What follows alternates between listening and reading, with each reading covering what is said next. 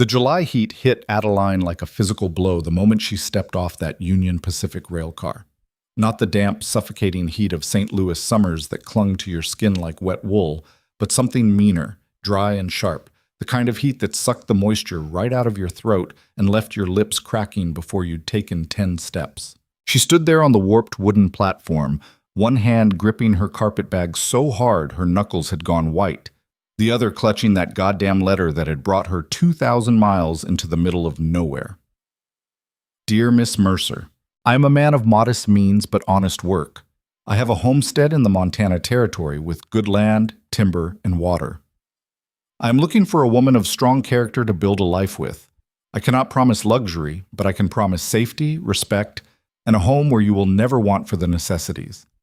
If you are willing to take a chance on a life out west, I will meet you at Ridgeway Station on July 12th, 1881. Yours in earnest hope, Caleb Granger. She'd read that letter maybe 50 times on the journey west. Read it until the paper had gone soft at the creases, until she'd memorized every loop of his handwriting. She'd convinced herself she could hear his voice in those words. Steady, reliable, a man who kept his promises. The platform was empty. Well, not empty exactly. There were people. A station master with a face like sun-dried leather who'd barely grunted when she'd asked about Caleb Granger. A woman in a faded calico dress holding a baby on her hip, staring at Adeline with the kind of pity that made you want to punch something. Two men loitering near the water pump, not even pretending they weren't looking her over like she was livestock at auction. But no fiancé, no Caleb, no future. Adeline set her bag down carefully, even though every instinct was screaming at her to throw the damn thing into the dirt. She'd been raised better than that. Her mother, dead 6 years now from the consumption that had hollowed her out from the inside, had taught her that a lady never made a scene, never showed weakness in public, never let them see you bleed, so she didn't cry. She stood there in her traveling dress, the good one, the dark blue wool she'd modified herself because she couldn't afford a seamstress, and she kept her spine straight and her chin up while the afternoon sun beat down on her like a hammer. "You waiting on someone, miss?" The station master's voice cut through the sound of cicadas and distant cattle. He'd ambled over, thumbs hooked in his suspenders, squinting at her through eyes that had seen too much disappointment to be surprised by one more. "Caleb Granger," Adeline said. Her voice came out steadier than she felt. "He was supposed to meet me here." Something flickered across the man's face. Not surprise. Something worse. Recognition. "Granger's place is about 15 miles north," he said slowly, "up in the valley." "Yes, I'm aware." She could hear the edge in her own voice now, that St. Louis sharpness her mother had tried to sand down with etiquette lessons Adeline could barely afford. "He was supposed to meet me. Today. Here." The station master worked his jaw like he was chewing on words he didn't want to spit out. "Granger ain't been to town in near about 6 weeks, miss." The world tilted slightly. 6 weeks? Maybe more. Last I heard, he was laid up with fever. Bad one, from what folks said. Adeline felt something cold settle in her stomach, right below where the hope had been living for the past 3 months. "Is he—" "Can't say for certain. Pete Wilson rode up that way a couple weeks back, said Granger was still breathing, but—" He shrugged, and that shrug told her everything his words wouldn't. She became aware of the silence then. That particular quality of silence that meant people were listening without looking like they were listening. The woman with the baby had drifted closer. The two men by the water pump had stopped talking. Even the horses tied up near the general store across the dusty excuse for a main street seemed to be waiting for what she'd do next. This was it. The moment where she was supposed to break down, supposed to cry and wail about her terrible fortune, supposed to beg someone, anyone, to help her figure out what to do now. Adeline had spent her last $12 on the train ticket west. She had 17 cents in her reticule. Everything she owned was in that carpet bag, and most of it wasn't worth owning. She had no family back in St. Louis. Her father had drunk himself to death 3 years ago, and her brother had disappeared into the railroad camps out California way. The boarding house where she'd been working as a seamstress had already rented out her room. The few friends she'd had were either married or struggling just as hard as she was. There was nothing to go back to, and apparently nothing waiting here either. "Is there a hotel?" she asked. The station master scratched his neck. "Mabel's boarding house, 2 blocks that way. But I should tell you, miss." "Thank you." She picked up her bag, ignored the way her arm immediately started aching from the weight, and walked in the direction he'd pointed. She made it exactly 1 block before a voice stopped her. "You the mail-order bride?" Adeline turned. The woman with the baby had followed her, though followed wasn't quite right. She'd positioned herself to intercept, standing in the middle of the street with her free hand on her hip and an expression that wasn't quite hostile, but definitely wasn't friendly. "I don't believe that's any of your concern," Adeline said. "It's everybody's concern when a woman shows up alone in a town this size." The woman shifted the baby higher on her hip. The child was maybe a year old, staring at Adeline with huge dark eyes. "We don't get many strangers, and we don't get many women traveling by themselves." "I'm not traveling by myself. I'm meeting my—" The word caught in her throat. "I'm here to meet Caleb Granger." "Heard, that's what I figured." The woman's expression didn't soften. "You know he's probably dying, right?" The bluntness of it was almost refreshing after the station master's careful avoidance. "I've been informed he's ill," Adeline said. "Ill?" The woman snorted. "That's a gentle way of putting it. Fever took hold of him more than a month ago. Rhett Calloway rode into town 2 weeks back saying Granger couldn't even stand up without help. You ask me, you came all this way for a dead man." Adeline felt her jaw tighten. "I didn't ask you." "No, you didn't, but you're going to need someone to tell you how things work around here if you plan on staying." The woman looked her up and down, taking in the travel-stained dress, the worn bag, the desperate determination Adeline couldn't quite hide. "How much money you got?" "Enough." "That mean none at all?" Adeline said nothing. The woman sighed. "Look, I ain't trying to be cruel. I'm trying to keep you from making a mistake that gets you killed or worse. You got no money, no husband, no claim to anything. Mabel's going to charge you 50 cents a night for a room, and that's if she's feeling charitable. You got work skills?" "I'm a seamstress." "Great, so's every other woman in the territory who can hold a needle. What else?" "What else?" As if being able to turn a scrap of fabric into something wearable wasn't enough. As if the hundreds of hours Adeline had spent hunched over other people's clothes, ruining her eyes by lamplight, didn't count as a real skill. "I can read and write," Adeline said. "I can keep accounts. I can cook, clean, preserve food, manage a household. Every woman can do that. I'm asking what makes you worth hiring over anyone else." The baby started fussing, and the woman bounced it absently, still watching Adeline with that calculating expression. "I don't know," Adeline said finally. The admission tasted like ash. "I don't know what makes me special. I just know I can't go back east, and I won't stand here in the street letting you or anyone else make me feel like I'm already beaten." For the first time, something shifted in the woman's face. Not quite a smile, but close. "What's your name?" "Adeline Mercer." "Sarah Miller." She jerked her head toward the general store. "My husband runs the dry goods shop. You need work. You come talk to me tomorrow. I can't promise anything, but I might know someone who needs help. Fair warning, though. Every man in this town's going to assume you're desperate enough to marry the first person who offers. And some of them ain't going to wait for an offer." The implication settled over Adeline like a cold fog. "I can take care of myself," she said. "Sure you can." Sarah's voice was dry. "That's what the last woman said. Found her 3 months later married to a man twice her age who beats her when he's drunk, which is most days. But at least she's got a roof over her head." She walked away before Adeline could respond, leaving her standing alone in the middle of the street with the sun beating down and the weight of her situation pressing in from all sides. Mabel's boarding house was exactly as depressing as Adeline had imagined. A 2-story structure that leaned slightly to the left, with peeling paint and a front porch that looked like it was one hard winter away from collapse. Inside smelled like boiled cabbage and old tobacco smoke. Mabel herself was a heavy-set woman in her 50s with suspicious eyes and a mouth that turned down at the corners like it had forgotten how to smile. 50 cents a night, she said before Adeline had even finished explaining what she needed. Payment up front. No men in the rooms, no cooking in the rooms, no laundry in the rooms. Breakfast is at 6, dinner's at 7. You miss it, you go hungry. I'll take it, Adeline said. For tonight. She counted out 50 cents from her 17-cent reserve, which left her with nothing. Absolutely nothing. The room was on the second floor, barely big enough for the narrow bed and washstand crammed into it. The window overlooked the street, which meant it also overlooked the saloon across the way, which meant Adeline learned very quickly that this town got loud after dark. She sat on the edge of the bed. The mattress felt like it was stuffed with rocks, and finally let herself stop pretending everything was fine. It wasn't fine. Nothing was fine. She'd bet everything on a promise from a stranger, and the stranger wasn't even conscious enough to know she'd arrived. She had no money, no prospects, and no way home. Every rational thought in her head was screaming that she'd made a catastrophic mistake, but underneath the panic and fear was something else, something that had been building in her for years.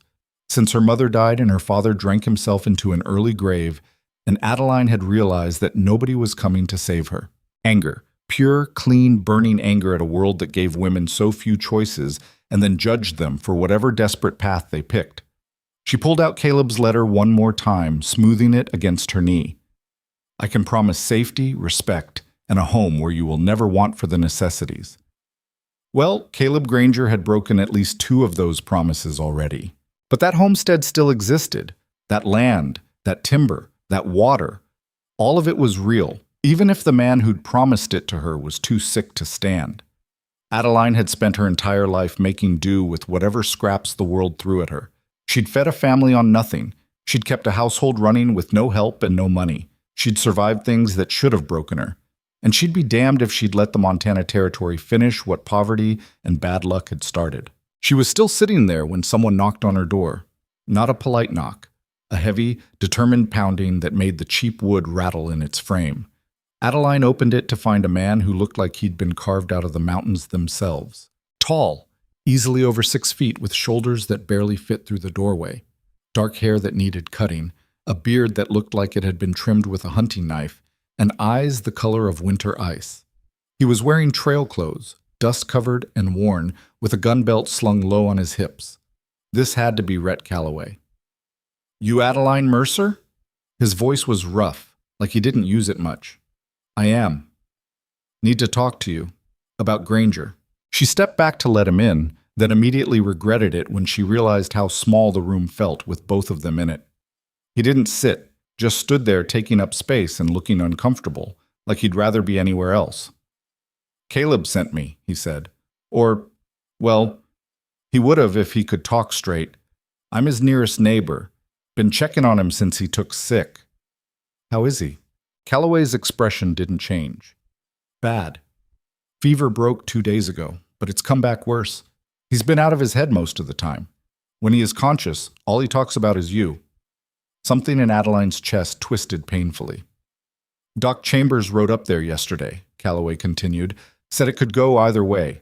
Might pull through if the fever breaks again. Might not." "I see. I rode down here to tell you in person. Figured you deserved to know before you spent what money you had waiting for a man who might not ever show up." He shifted his weight, clearly uncomfortable. "Granger, he's a decent man. Didn't deserve this. And you didn't deserve to come all this way for nothing." "It's not nothing," Adeline said quietly. "He made me a promise.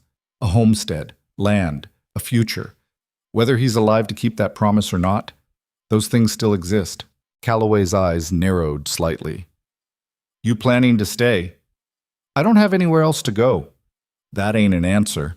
"Yes," Adeline said. "I'm planning to stay. I came here to build a life, and that's what I'm going to do." He was quiet for a long moment, studying her with an intensity that made her want to look away. She didn't. "You know what it's like up there?" he said finally. "Granger's place?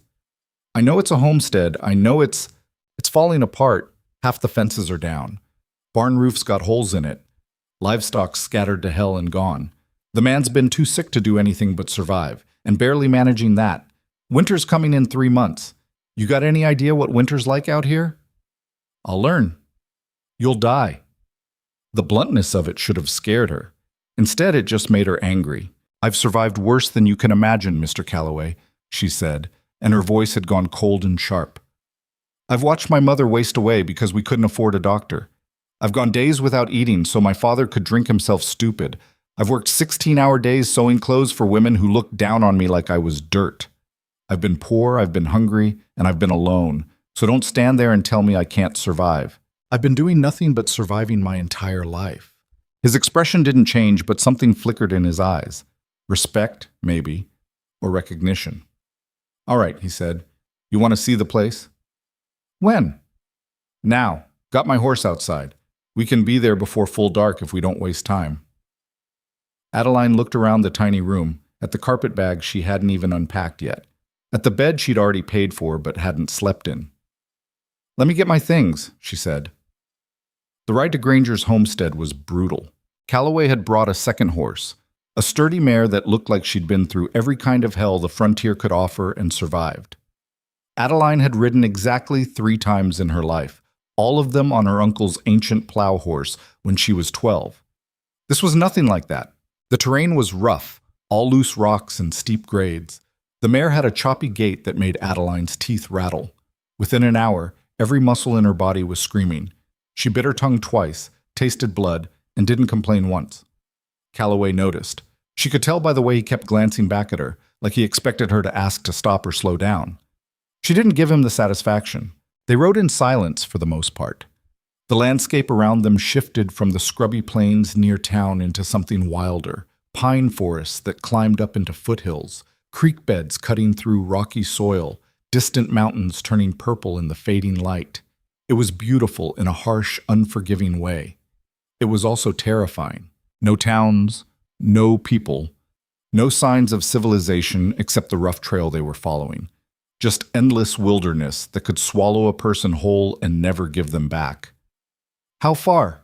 Adeline finally asked when her throat had gone too dry to ignore. Another hour, Calloway's voice carried back to her over the sound of hoofbeats. You doing all right? Fine. You're lying. Yes. That surprised a rough sound out of him that might have been a laugh. You're tougher than you look. Most people are. They pushed on as the sun dropped toward the horizon, painting the sky in shades of orange and gold that would have been stunning if Adeline hadn't been so exhausted. Her hands were cramping from gripping the reins.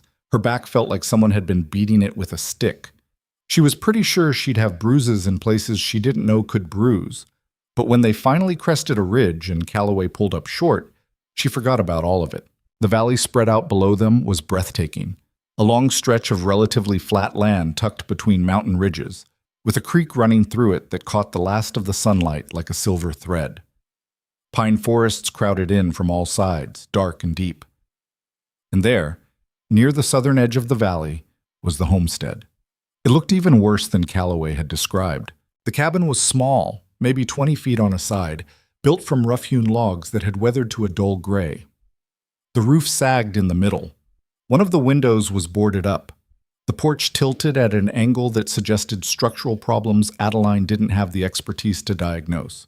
The barn was in even worse shape, with half the roof missing and the doors hanging crooked on their hinges. Fencing stretched out in broken lines around what should have been pasture, but looked more like overgrown scrubland. A chicken coop listed to one side like a drunk trying to stay upright. There it is, Calloway said. Paradise. Adeline stared down at the wreckage of her future. A smart woman would have turned around right then, would have ridden back to town, used her last few cents to send a telegram east, begged someone, anyone, for help getting home. But Adeline Mercer had stopped being smart the day she'd answered Caleb Granger's letter. Let's go, she said. The inside of the cabin was dark and smelled like sickness.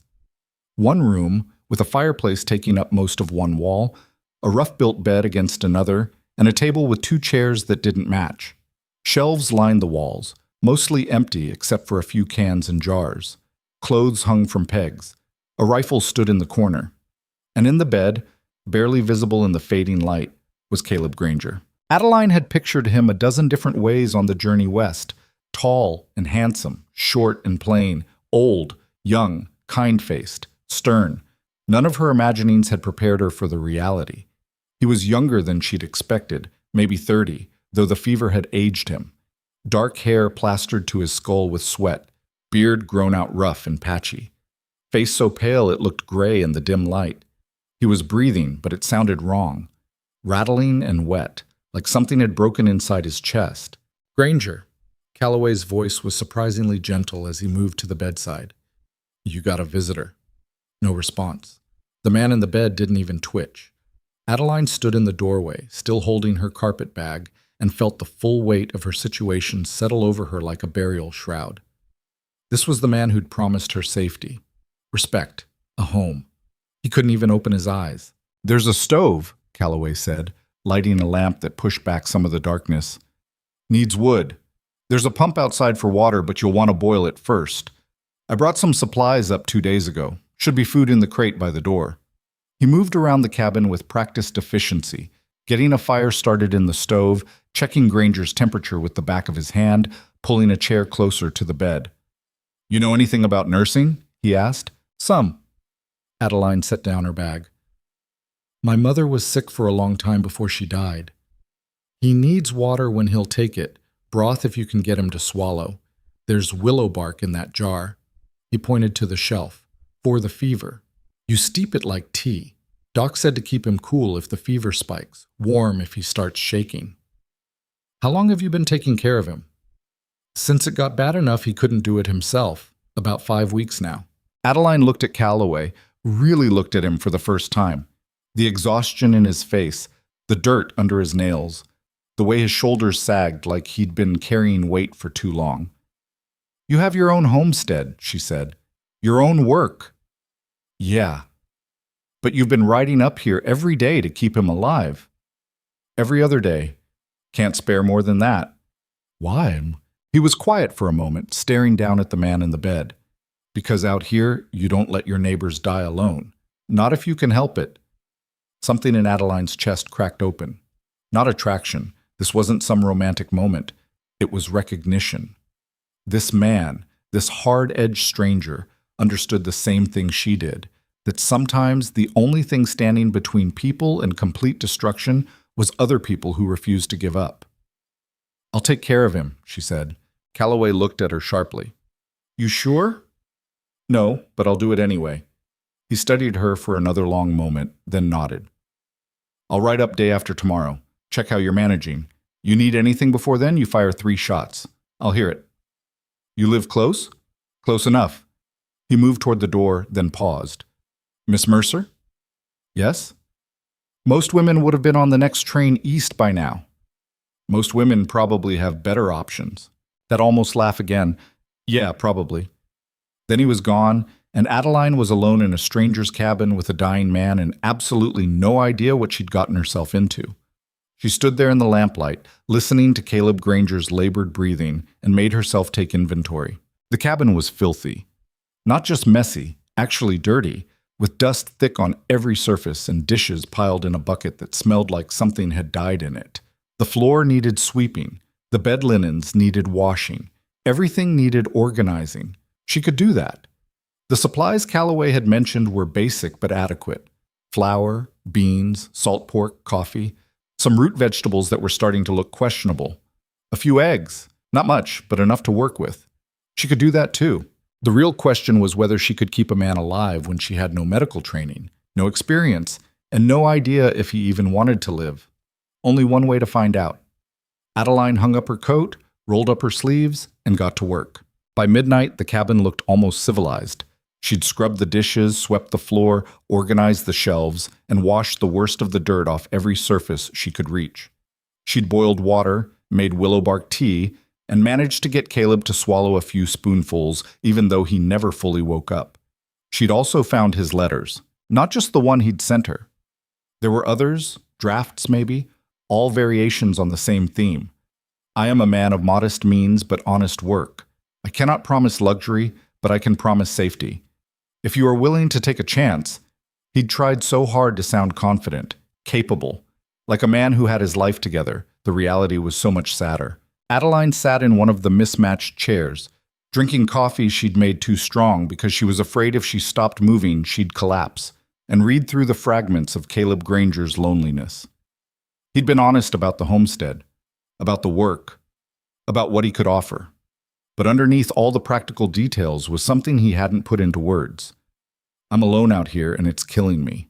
She understood that. She'd been alone her whole life, surrounded by people who didn't see her, didn't care about her, didn't think she mattered beyond what she could do for them. She'd answered Caleb's letter not because she loved him. How could she?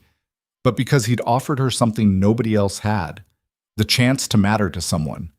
Even if that someone was too sick to know she was there. Caleb Granger started screaming around 3 in the morning. Not words, just sounds. Raw animal sounds of pain and terror that jerked Adeline out of the half-sleep she'd fallen into in the chair. She stumbled to the bedside, heart pounding, and found him thrashing against the blankets. His skin was burning. The fever had spiked again. "It's all right," she said, trying to sound calm even though her hands were shaking. "You're safe. You're home." He didn't hear her. His eyes were open but seeing something that wasn't there, something that made him fight like he was drowning. Adeline had watched her mother die slowly. This felt faster, but just as inevitable. She did everything she could think of. Cool cloths on his forehead, more willow bark tea forced between his lips. Talking to him in a steady stream of words that didn't mean anything, except, "You're not alone." It took 2 hours for the fever to break enough that he stopped fighting. When he finally went still, Adeline collapsed into the chair and cried for the first time since stepping off that train. Not because she loved Caleb Granger, because she'd come 2,000 miles to marry a promise, and promises kept breaking in her hands. Dawn came gray and cold, with mist hanging in the valley like smoke. Adeline woke stiff and aching, still in the chair beside Caleb's bed. He was breathing easier now, the terrible rattling sound gone quiet. She checked his temperature with her hand the way Calloway had shown her. Still warm, but not burning. Outside, the homestead looked even worse in daylight, but it was hers now. Or it could be, if she was willing to fight for it. Adeline Mercer had never backed down from a fight in her life. She wasn't about to start now. The first week nearly killed her. Not the work itself. Adeline had been working since she was old enough to hold a needle, and hard labor wasn't new. What nearly broke her was the sheer relentless volume of it. Every single thing on the homestead needed attention yesterday. The fence posts were rotting, the chicken coop was half collapsed, and the few chickens that remained were running wild through the scrub pine. The well pump seized up on the 3rd day, and it took her 4 hours of cursing and bleeding knuckles to get it working again. The stove smoked so bad she had to prop the door open even when the morning air was cold enough to make her teeth chatter. And through it all, Caleb Granger lay in that bed, sometimes conscious enough to take water, mostly not. She learned his fever had a rhythm. It would break in the early morning hours, leaving him drenched in sweat and shaking. He'd sleep then. Real sleep instead of the fitful half-death he'd been trapped in. She'd get maybe 3 or 4 hours to work outside before the fever would climb again by afternoon, and then she'd spend the evening fighting to keep him alive until the cycle started over. On the 4th day, he opened his eyes and actually saw her. "You're not supposed to be here yet," he said. His voice was barely a whisper, rough from disuse. Adeline was at the stove, stirring a pot of beans that were more water than substance. She turned slowly, afraid that if she moved too fast, he'd disappear back into delirium. "I came when you told me to," she said. July 12th. His eyes, brown, she noticed for the first time, tried to focus on her face. "What day is it now?" July 19th. Something that might have been horror crossed his face. "I was supposed to..." He tried to sit up and immediately fell back, gasping. "Don't." Adeline crossed to the bed. "You'll just make it worse." "I'm sorry." The words came out broken. "I'm so sorry.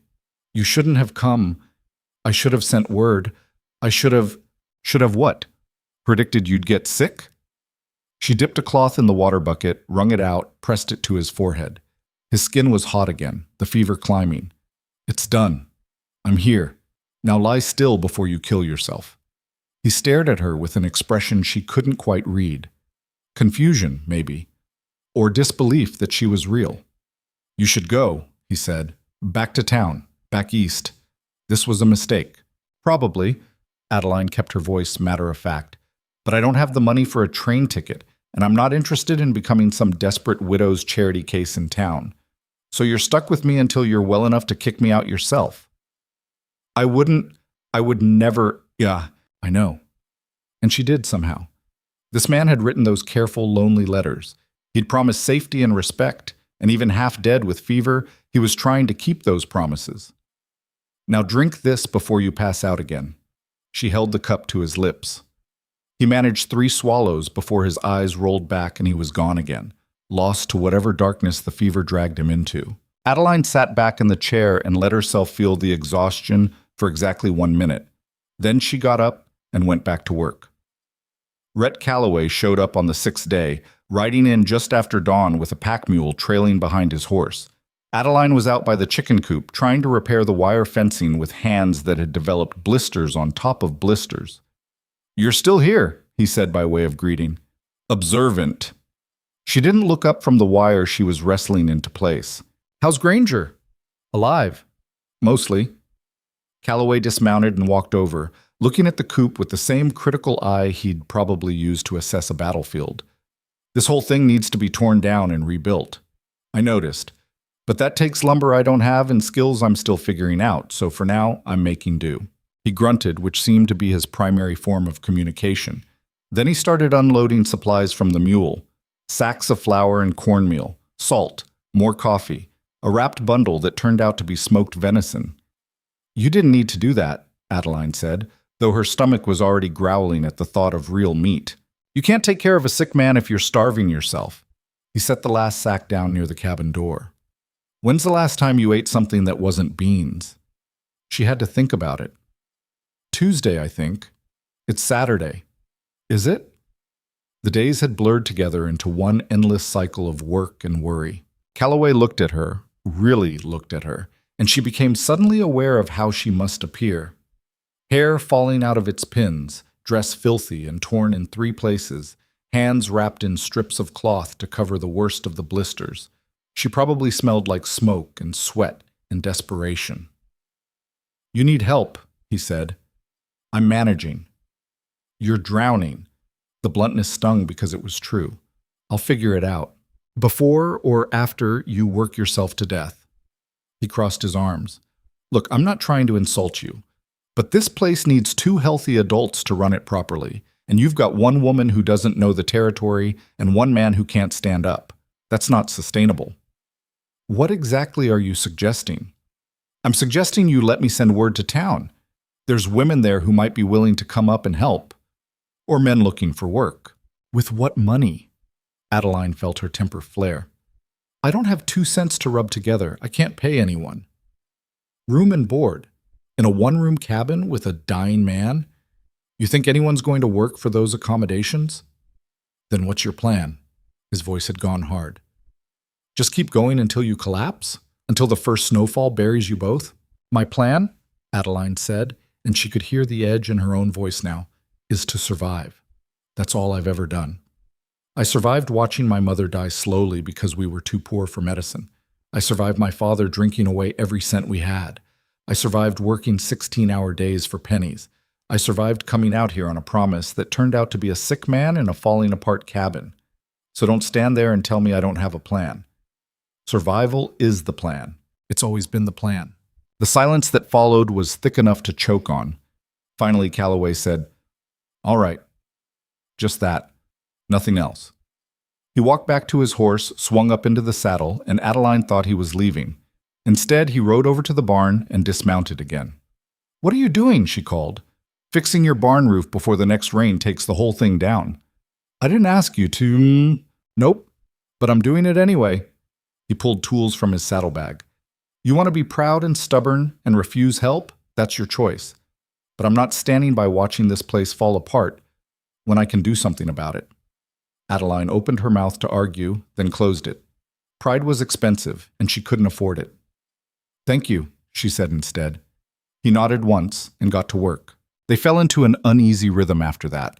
Calloway would ride up every 2 or 3 days, always bringing supplies he claimed were surplus from his own place. Adeline suspected he was lying but couldn't prove it. He'd spend a few hours fixing whatever was most urgently broken: barn roof, fence posts, the door that wouldn't close properly. Then ride out again with barely a word. She tried to pay him back the only way she could. She mended his shirts when she noticed they were falling apart, sent him home with bread when she managed to get the temperamental stove to cooperate, learned to make coffee the way he liked it, strong enough to strip paint. It wasn't charity if it went both ways. That's what she told herself. Caleb's fever finally broke for good on the 15th day. Adeline woke to find him sitting up in bed, looking confused and weak, but unmistakably conscious. "Morning," she said carefully. "You're Adeline." Not a question. "I am." "You've been here the whole time." Seemed like the thing to do, given I'd come all this way. He looked around the cabin slowly, taking in the cleaned space, the organized shelves, the mended clothes hanging on pegs. "You did all this?" "Most of it. Calloway helped with the things I couldn't manage alone." "Rhett's been here?" "Every few days. He's the reason you're not lying in a collapsed barn right now." She poured water from the pitcher. "Drink this." He took the cup with hands that shook. "I don't understand why you stayed." I couldn't have expected. "I stayed because I had nowhere else to go," Adeline said. "No point in dressing it up as something noble. And because I'm tired of running from bad situations into worse ones. This seemed like a place I could stop running." He drank the water slowly, watching her over the rim of the cup. "I'm not what you expected." "No, but then I'm probably not what you expected either." A ghost of a smile crossed his face. "No, you're tougher." "Had to be."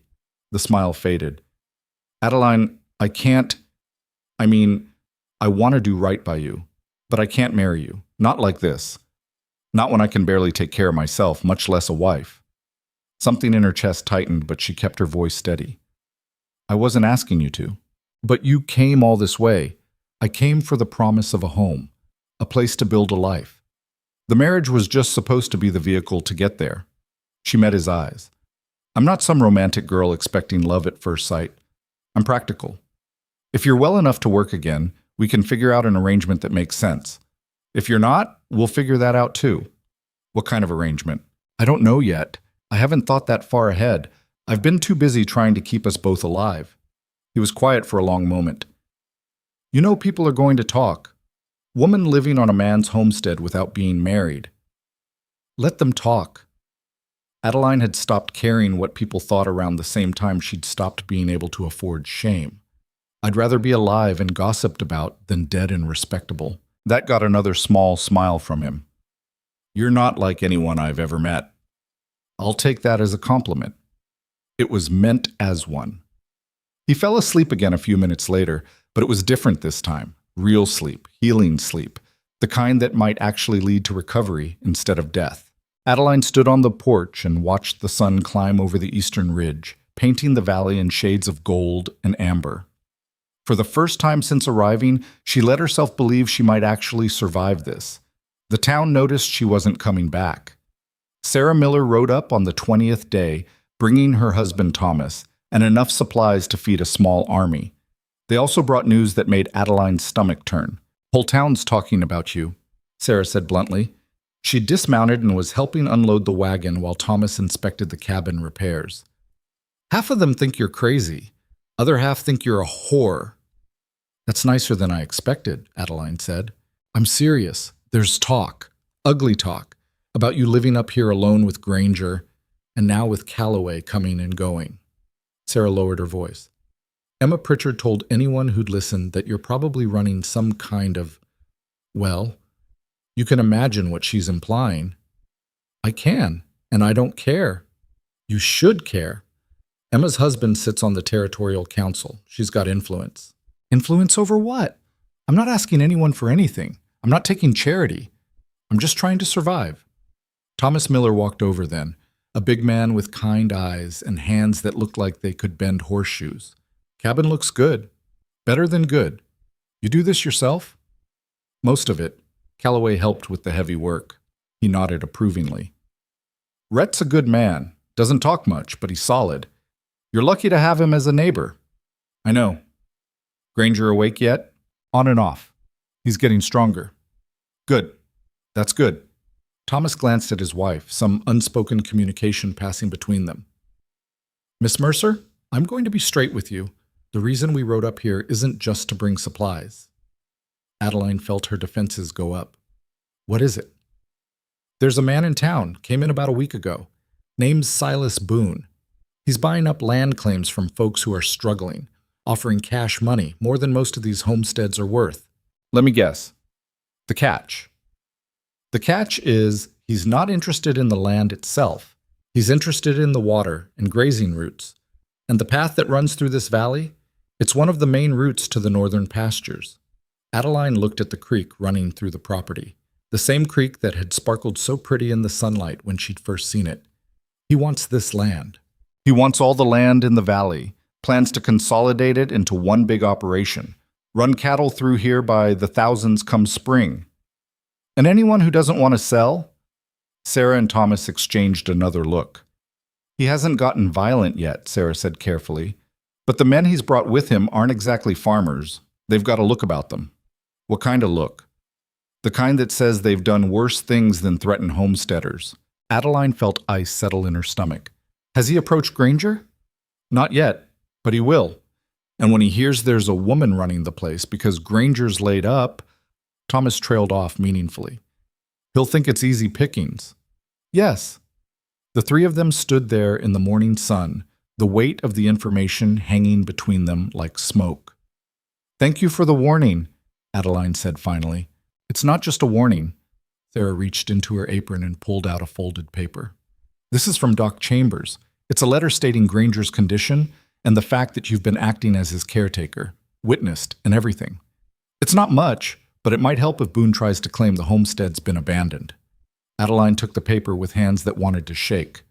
Why are you helping me? Because you remind me of myself, Sarah said simply. I came out here 10 years ago with nothing. People said I'd never make it. I'm still here. She smiled, hard and sharp. And I don't like bullies. Boone's a bully with money, which makes him worse. Thomas added, plus, we need people like you in this valley, people who don't give up. Enough folks run off at the first sign of trouble, and men like Boone win. After they left, Adeline went back inside to find Caleb awake and sitting up properly for the first time. I heard voices, he said. The Millers. They brought supplies. She hesitated, then told him about Silas Boone. His face went pale, which was impressive given how pale he already was. Boone's here? You know him? Know of him. He ran operations down near Fort Benton a couple years back. Forced out half the settlers in that valley before winter. The ones who didn't sell ended up with mysterious fires, poisoned wells, dead livestock. Caleb's hands clenched on the blanket. He's not just a bully. He's a goddamn plague. Well, he's not getting this land. Adeline, you don't understand. I can't fight him. I can barely stand up. Then I'll fight him. He stared at her like she'd suggested flying to the moon. You can't watch me. This isn't mending clothes or fixing fences. These are dangerous men. I've dealt with dangerous men before. Not armed men, not men with money and influence, but Adeline had learned a long time ago that fear was a luxury she couldn't afford. I didn't come this far to hand everything over to some land baron the first time he shows up demanding it. You're insane. Probably. But I'm also stubborn as hell, and that's gotten me further in life than sanity ever did. Caleb opened his mouth, closed it, then started laughing. It turned into coughing, which made Adeline rush over with water, but when he got his breath back, he was smiling. What? She demanded. I just realized I asked for a woman of strong character in that letter. His eyes were bright with something between amusement and disbelief. I think I got more than I bargained for. You definitely did. I'm not complaining. Good, because I'm not going anywhere. That night she lay awake on the pile of blankets she'd made for herself on the floor.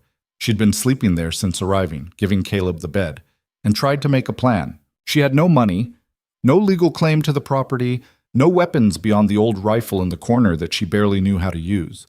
No allies except the Millers and Calloway, and she couldn't ask them to risk their own homesteads fighting her battles. What she had was stubbornness and a willingness to work until her hands bled. It would have to be enough. Silas Boone arrived 3 days later.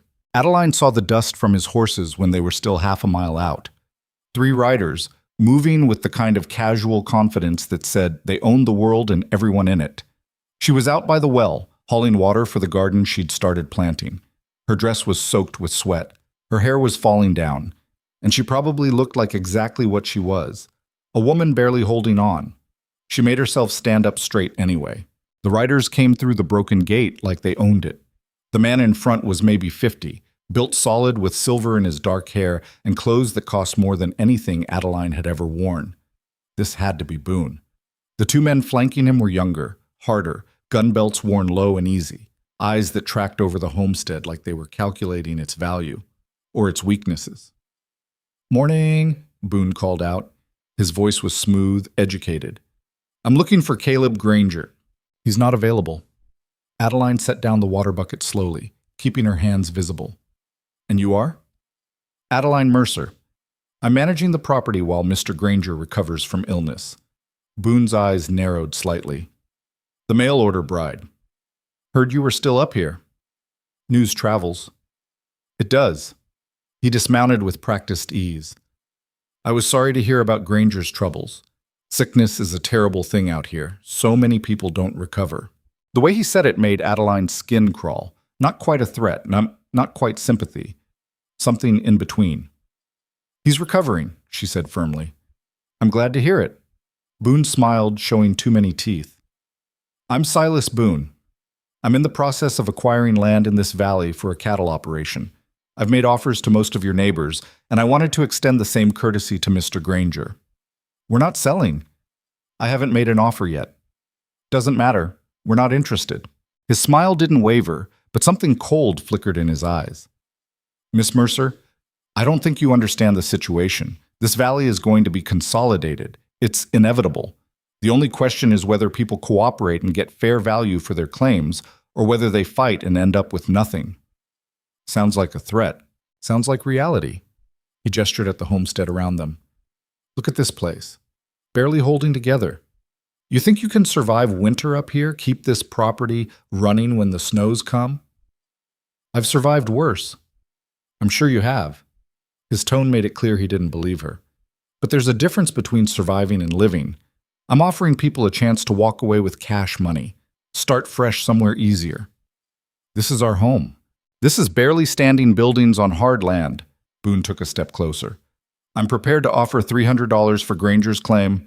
That's more than generous given the state of things." $300 was more money than Adeline had ever seen in one place. It was also about a third of what the land was actually worth, if the surveys she'd seen in Caleb's papers were accurate. "Not interested," she said. "Perhaps you should consult with Mr. Granger before making that decision." "I'm making it now, on his behalf and mine." "We're not selling." One of Boone's men snorted. "You don't own nothing, lady. You're just some woman shacking up with a sick man." Adeline turned her attention to him, young, maybe 25, with mean eyes and a smirk that said he'd never been told no by a woman in his life.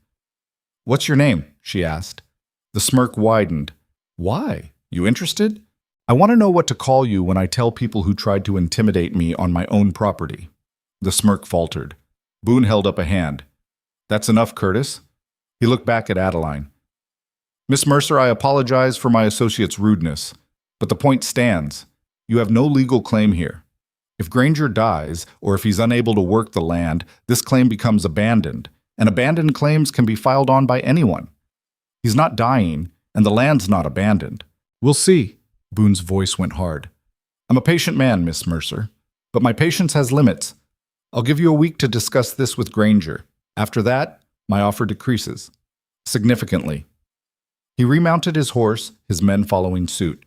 They rode out the same way they'd come in, leaving Adeline standing by the well with her heart pounding and her hands shaking. She waited until they were out of sight before she let herself sit down hard on the edge of the well. This was bad. This was really bad. She'd stood up to Boone because the alternative was showing weakness, and weakness with men like that was death. But she had no illusions about what she'd just done. She'd made an enemy of the most powerful man in the valley, and she had nothing to fight him with except words. "You handled that better than I would have." Adeline jumped. Caleb was standing in the cabin doorway, leaning heavily against the frame. "You shouldn't be out of bed," she said. "Probably not, but I heard horses." He made his way slowly toward her, each step looking like it cost him. "You shouldn't have refused him." "Yes, I should have." "Adeline, you don't know what he's capable of." "I know exactly what he's capable of. That's why I refused. Men like Boone, they smell fear. You show them weakness and they take everything." She stood up, steadying herself. "We stand our ground or we lose it. There's no middle option with people like him." Caleb reached the well and sagged against it. "I can't protect you. I can barely protect myself right now." "Then we figure out another way." "What way?" We have no money, no help. We have Calloway. Rhett's one man. One very dangerous man from what I've heard. Adeline had pieced together enough from overheard comments and Sarah's gossip to know that Rhett Calloway had a reputation. And we have the Millers, and we have ourselves. That's not enough. It'll have to be. Caleb looked at her for a long moment, and she saw something shift in his expression. Not love. They barely knew each other, but something else. Recognition, maybe.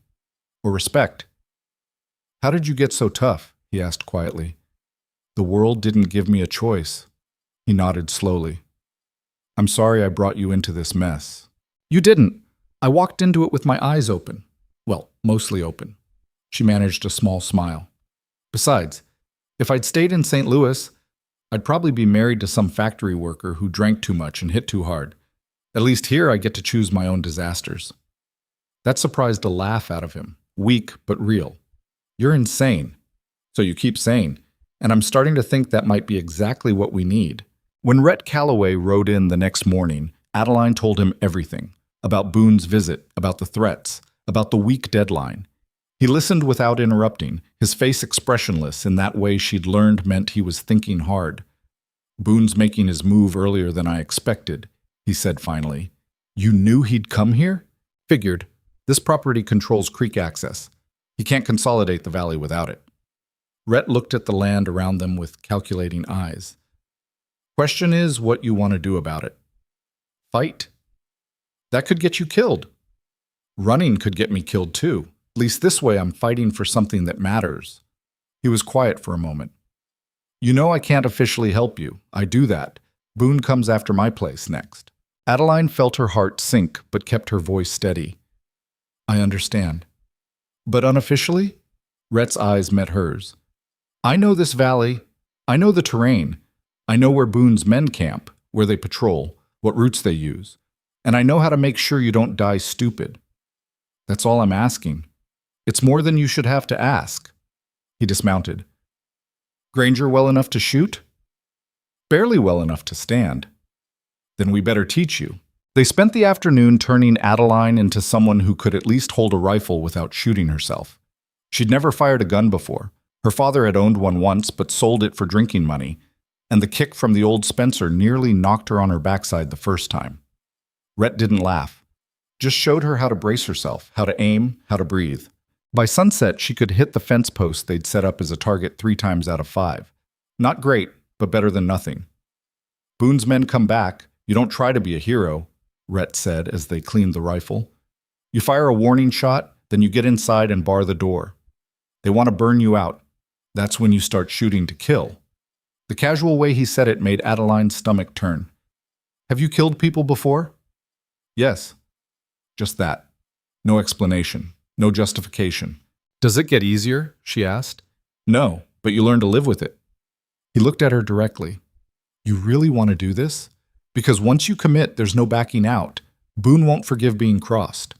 I'm already committed. I was committed the minute I stepped off that train. Rhett studied her face, then nodded. All right, then we do this smart, and we do it together. That night, lying on her blankets on the floor while Caleb snored softly in the bed, Adeline thought about what tomorrow might bring. She'd made enemies of powerful people. She'd committed to fighting a battle she had no business fighting.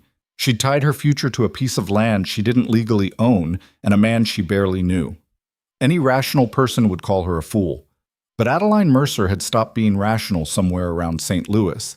Now she was just determined, and determination, she'd learned, could carry you a hell of a lot further than sense. Boone's weak deadline came and went without incident, which made Adeline more nervous than if he'd shown up with his men and torches. She knew enough about predators to understand that silence didn't mean safety. It just meant they were changing tactics. The first sign came on the 9th day. She'd ridden into town with Caleb, his first trip since the fever, and he'd insisted on coming despite still looking like death warmed over, to pick up supplies from the miller's store. They'd tied the horses outside and were halfway through loading flour and coffee when Emma Pritchard walked past with 3 other women. Emma stopped, looked at Adeline, then very deliberately crossed to the other side of the street. The other women followed. Sarah, who was helping them load, muttered something under her breath that sounded like a curse. What was that about? Adeline asked. That, Sarah said grimly, is Boone's second wave. He couldn't buy you out, so now he's going to make sure nobody in town will help you. How do you know it's him? Because Emma's husband just sold Boone their grazing rights for twice what they're worth, and Emma never misses a chance to pay back a favor. Caleb, who'd been leaning against the wagon looking exhausted, straightened up. They're spreading rumors. What kind of rumors? Adeline asked, though she had a sick feeling she already knew. Sarah glanced around to make sure nobody was close enough to overhear. The kind that say you're not really engaged to Caleb, that you're running some kind of operation up at the homestead with you and 2 men, that you're... She paused, clearly uncomfortable. They're calling you a prostitute, Adeline, and they're saying Caleb's too sick to know what's happening under his own roof. The words hit like a physical blow. Adeline had been called worse things in her life. Growing up poor in St. Louis meant developing thick skin, but there was something uniquely vicious about this. These were people who didn't even know her, spreading lies designed specifically to isolate her.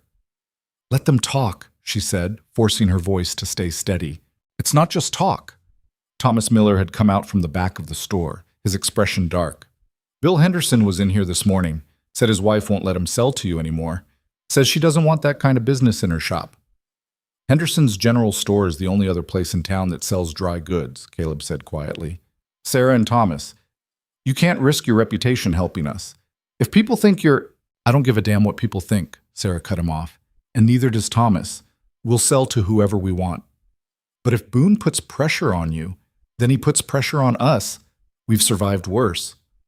Sarah's jaw set in a stubborn line that reminded Adeline of herself.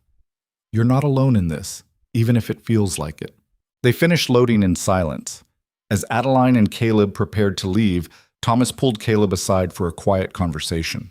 Adeline couldn't hear what was said, but she saw Caleb's face go pale, then hard.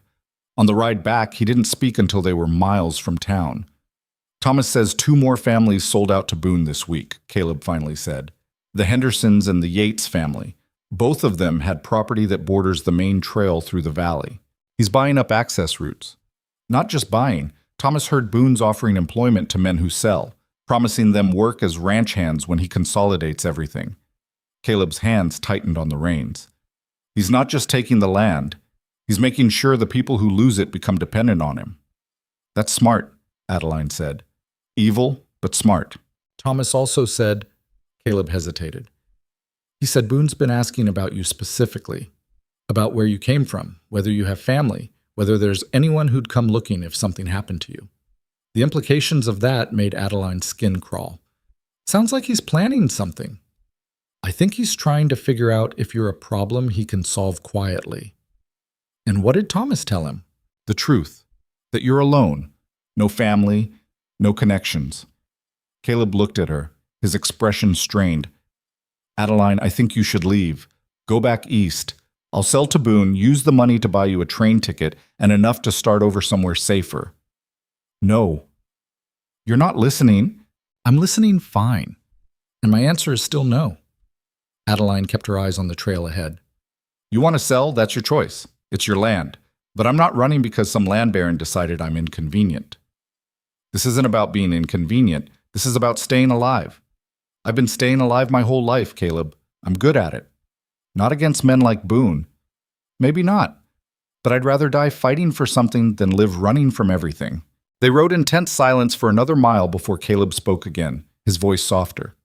Why does this matter so much to you? It's not even your land. Adeline thought about that, about the real answer, which was complicated and raw and harder to explain than she wanted to admit. Because I'm tired, she said finally. I'm tired of being the person who gets pushed around, the person who takes what little she's given and says, thank you for scraps. I'm tired of surviving instead of living. And this place, she gestured at the valley spreading out around them. This is the first time in my entire life I've had the chance to build something that's mine, not handed to me, not borrowed, mine. And I'm not giving that up. Caleb was quiet for a long time. Then, it might kill you. Probably. But at least I'll die as myself instead of whoever the world tried to make me into. When they got back to the homestead, Rhett was waiting for them. He was sitting on the porch steps, rifle across his knees, watching the tree line with the kind of focused attention that said something was wrong. "What happened?" Adeline asked, dismounting quickly. "Riders came through about an hour ago. 3 of them. Boone's men." Rhett stood, his movements controlled, but ready. "They didn't approach the cabin, just rode the property line, making sure you saw them." "Did you recognize them?" "Curtis and 2 others I haven't seen before. Young, stupid. The kind of men who think guns make them tough." He looked at Caleb. "You're back early. Town was unfriendly." Caleb climbed down from the wagon slowly, still weak. "Boone's been busy spreading poison." "Expected. He's trying to isolate you before he makes his real move." "What kind of move?" Adeline asked. Rhett's expression went dark. "Don't know yet. But I've been asking around. Turns out Boone did the same thing down in Fort Benton 2 years back. Started with buying out willing sellers. Then came the rumors. Then came the accidents." "Accidents," Adeline repeated. "Fires, poisoned wells, dead livestock. Things that look like bad luck but happen too regular to be coincidence. By the time people realized what was happening, half the valley had sold out, and the other half was too scared to fight. So we're next." "You're next," Rhett confirmed. "Question is whether you're ready for it." They spent the rest of the afternoon preparing. Rhett showed them how to set up watch positions that gave clear sight lines to the approaches, how to make noise traps with tin cans and wire that would alert them if someone came creeping around at night, where to stage water buckets in case of fire. It felt like preparing for war. Maybe it was. The first attack came 3 days later, just after midnight. Adeline woke to the sound of chickens screaming. She was on her feet and grabbing the rifle before her brain fully caught up with what was happening. Caleb was already awake, moving toward the window with his own gun. "Fire," he said. "Chicken coop's on fire." Adeline's heart dropped. She ran for the door, but Caleb caught her arm. "Wait, could be a trap." "Get you outside, then." Gunfire cracked through the night, not aimed at the cabin, aimed up, warning shots that lit up the darkness in brief orange flashes. Rhett. He'd positioned himself in the barn loft with a clear view of the whole homestead. Now he was firing methodically, not trying to hit anything but making damn sure whoever was out there knew they'd been spotted. Adeline made it to the door, threw it open, and saw figures running toward the tree line. 3 of them, moving fast. The chicken coop was fully engulfed now, flames reaching up into the night sky. She fired the rifle. Didn't aim at the runners. She wasn't ready to shoot a man in the back, not yet, but put rounds into the ground near them. The kick slammed into her shoulder, hard enough to bruise. The figures disappeared into the darkness. Rhett dropped down from the barn, landing in a crouch, and ran toward the burning coop. Adeline and Caleb followed, grabbing the water buckets they'd staged. It was already too late for the structure. The old wood was going up like kindling, flames spreading faster than they could control. They managed to save 3 chickens that had gotten out, but the rest were gone. The coop collapsed inward with a shower of sparks and a sound like breaking bones. They stood there in the firelight, covered in soot and sweat, watching everything burn. "Boone's opening move," Rhett said. His voice was flat, controlled. "He's showing you what he can do. Next time it won't be the chicken coop." "Next time it'll be the cabin," Caleb said. "Or the barn. Or next time we'll be ready." Adeline's hands were shaking, but her voice wasn't. "This doesn't change anything." "Doesn't change?" Caleb turned on her. "Adeline, they just burned down part of our homestead. They could have killed us. But they didn't, because that's not what Boone wants. He wants us scared, wants us to sell cheap and run." She looked at the smoldering ruins of the coop. "Well, I'm not scared enough yet." "You should be," Rhett said quietly. "Being scared keeps you alive. Being angry keeps me fighting." She walked back to the cabin, leaving the men to deal with the fire's remains. Inside, she sat down at the table and made herself think through the fear and adrenaline. Boone had made his move. Now they had to decide how to respond. Running wasn't an option. Selling wasn't an option, which meant they had to find a way to fight back that didn't get them killed. She was still thinking when Rhett came in an hour later, alone. "Caleb's checking the barn," he said, making sure they didn't do anything else. "They didn't. This was a message, not a real attack. Smart." Rhett poured himself coffee from the pot she'd made, drank it standing up. "Most people would be panicking right now." "I panicked earlier. Now I'm planning. What kind of plan? Adeline looked at him directly.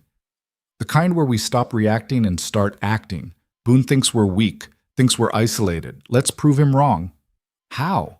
The other homesteaders in the valley, the ones who haven't sold yet, they're all in the same position we are, waiting for Boone to pick them off one by one. What if we organized them, created a defense pact? Rhett was quiet for a moment. Most of them are too scared to fight. Then we make them more scared of losing everything than they are of Boone. She stood up, pacing. Sarah said families are selling because they don't think they can survive. But if we could show them there's another option, you want to start a range war. I want to survive. If that means fighting, then yes. You know what you're asking? You gather these people together, Boone won't just burn chicken coops anymore. He'll come with everything he has. Then we'd better be ready. Rhett studied her for a long moment, something shifting in his expression. Not quite approval, but close.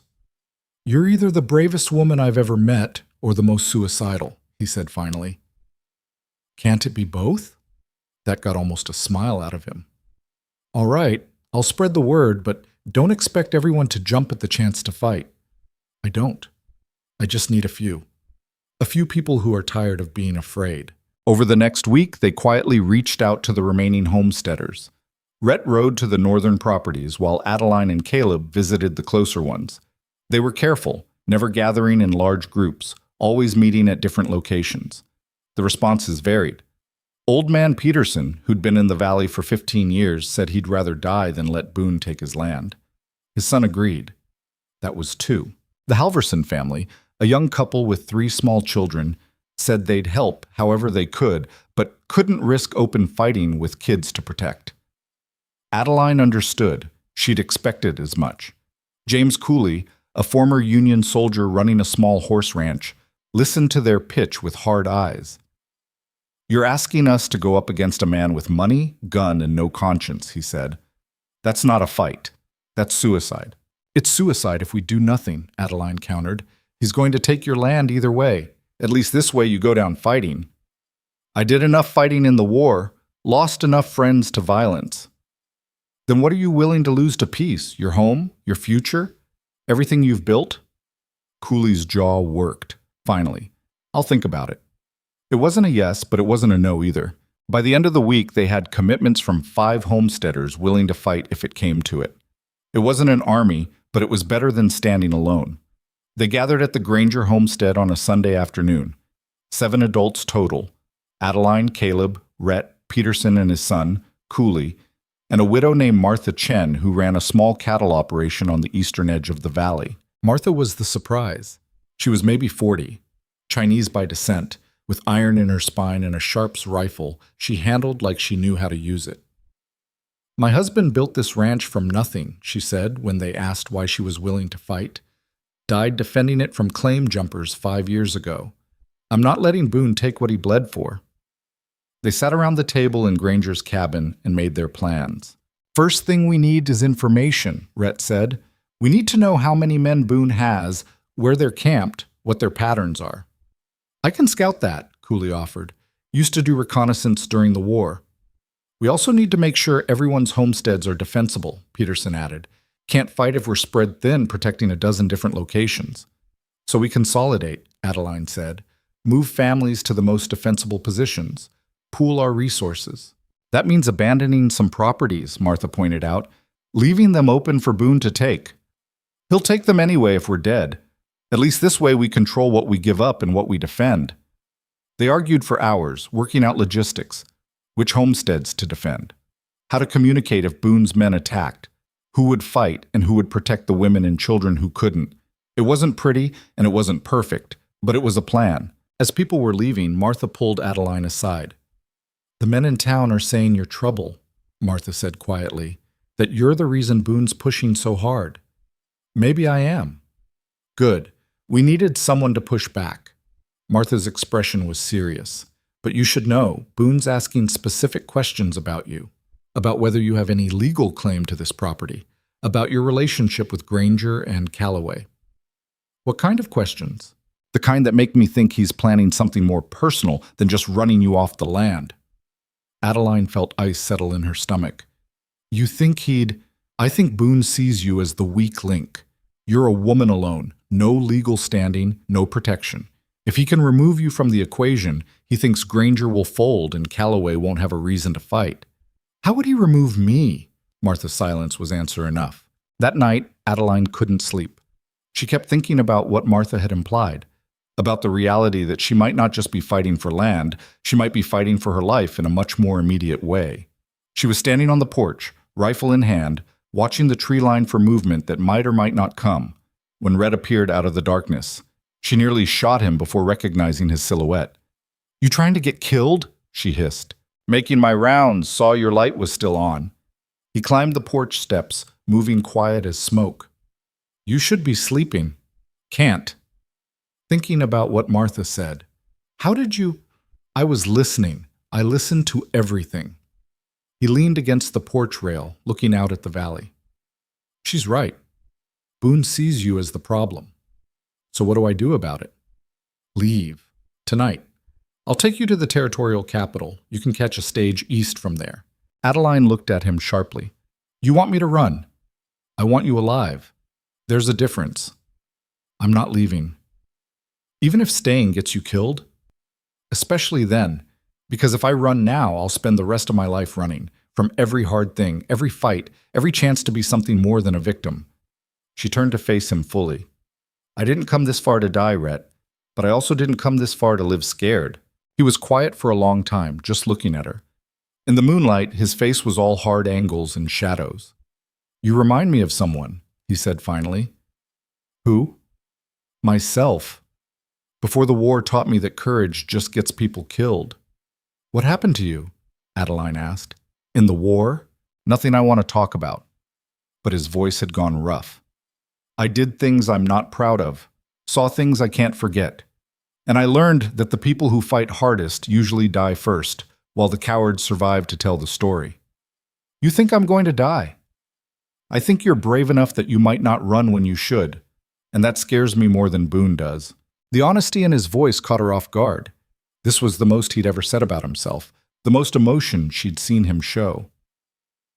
"I'm not trying to be brave," Adeline said. "I'm just trying to matter, to build something that's mine. Is that worth dying for?" "I don't know. Is it?" She thought about St. Louis, about the boarding house room that smelled like mildew, about sewing until her fingers bled for women who wouldn't look her in the eye, about being invisible, disposable, forgotten. "Yes," she said, "it is." Rhett nodded slowly. "Then I'll make sure you don't die stupid. That's all I'm asking." He left soon after, disappearing back into the darkness. Adeline stood on the porch for another hour, watching and waiting. The attack on the chicken coop had been a warning. The next one would be worse, but she'd meant what she'd said to Rhett. She wasn't running, not from Boone, not from fear, not from the chance to finally be someone who mattered. The second attack came a week later, and it was worse. Adeline was working on repairing the fence line, endless, back-breaking work that never seemed to get finished, when she heard hoofbeats coming fast. She grabbed the rifle she now kept within arm's reach and turned to see a rider tearing toward the homestead. James Cooley. His horse was lathered, running hard. "Peterson's place," he gasped when he got close enough. "They're burning it. Right now." Adeline didn't hesitate. She ran for the barn, calling for Caleb. "Stay here," Caleb said when she told him. "It could be a trap. Peterson's got his son there. We can't just leave them." "Then I'll go." "You can barely ride for an hour without needing to rest. I'm going." She swung up onto the mare, ignoring Caleb's protests. "Fire 3 shots if Boone's men come here." She rode out before he could argue further, Cooley leading the way. Peterson's homestead was 5 miles north, tucked into a narrow valley with thick timber on 3 sides. By the time they got there, the cabin was fully engulfed. But Peterson and his son were alive, standing in the creek bed with rifles raised, keeping Boone's men at bay. There were 4 of them this time, Curtis and 3 others, mounted and armed. They'd set the fire and were now waiting to see if Peterson would come out shooting or surrender. Adeline rode in hard, rifle up. Curtis saw her coming and his face split into a nasty grin. "Well, if it ain't the whore from Granger's place." Adeline fired, not at Curtis, at the ground between his horse's front legs. The animal reared, nearly throwing him. The other riders backed up fast, hands going to their guns. "Next one goes through somebody," Adeline said. Her voice was steady even though her hands were shaking. "Your choice who?" "You can't shoot all of us," one of the other men said. "Maybe not, but I can shoot you first. You want to die over a paycheck?" Curtis got his horse under control, his face red with fury. "You're making a big mistake, lady." "Probably. But I'm tired of making small ones." Peterson and his son waded out of the creek, rifles trained on Boone's men. Cooley moved to flank them from the other side. 4 against 4. For a long, tense moment, nobody moved. Then Curtis spat into the dirt. "Boone's going to hear about this. Tell him I'm looking forward to the conversation." They rode off, but slowly, making it clear they were choosing to leave, not being driven off. The cabin was a total loss.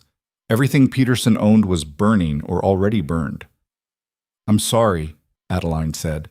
Peterson's face was gray, but his voice was steady. "Ain't your fault. This was always coming." He looked at the ruins of his home. "Question is what we do now." "Now we stop reacting," Adeline said, "and we hit back." That night, the remaining homesteaders gathered again. This time the mood was different. Darker. Angrier. The Peterson fire had been the breaking point.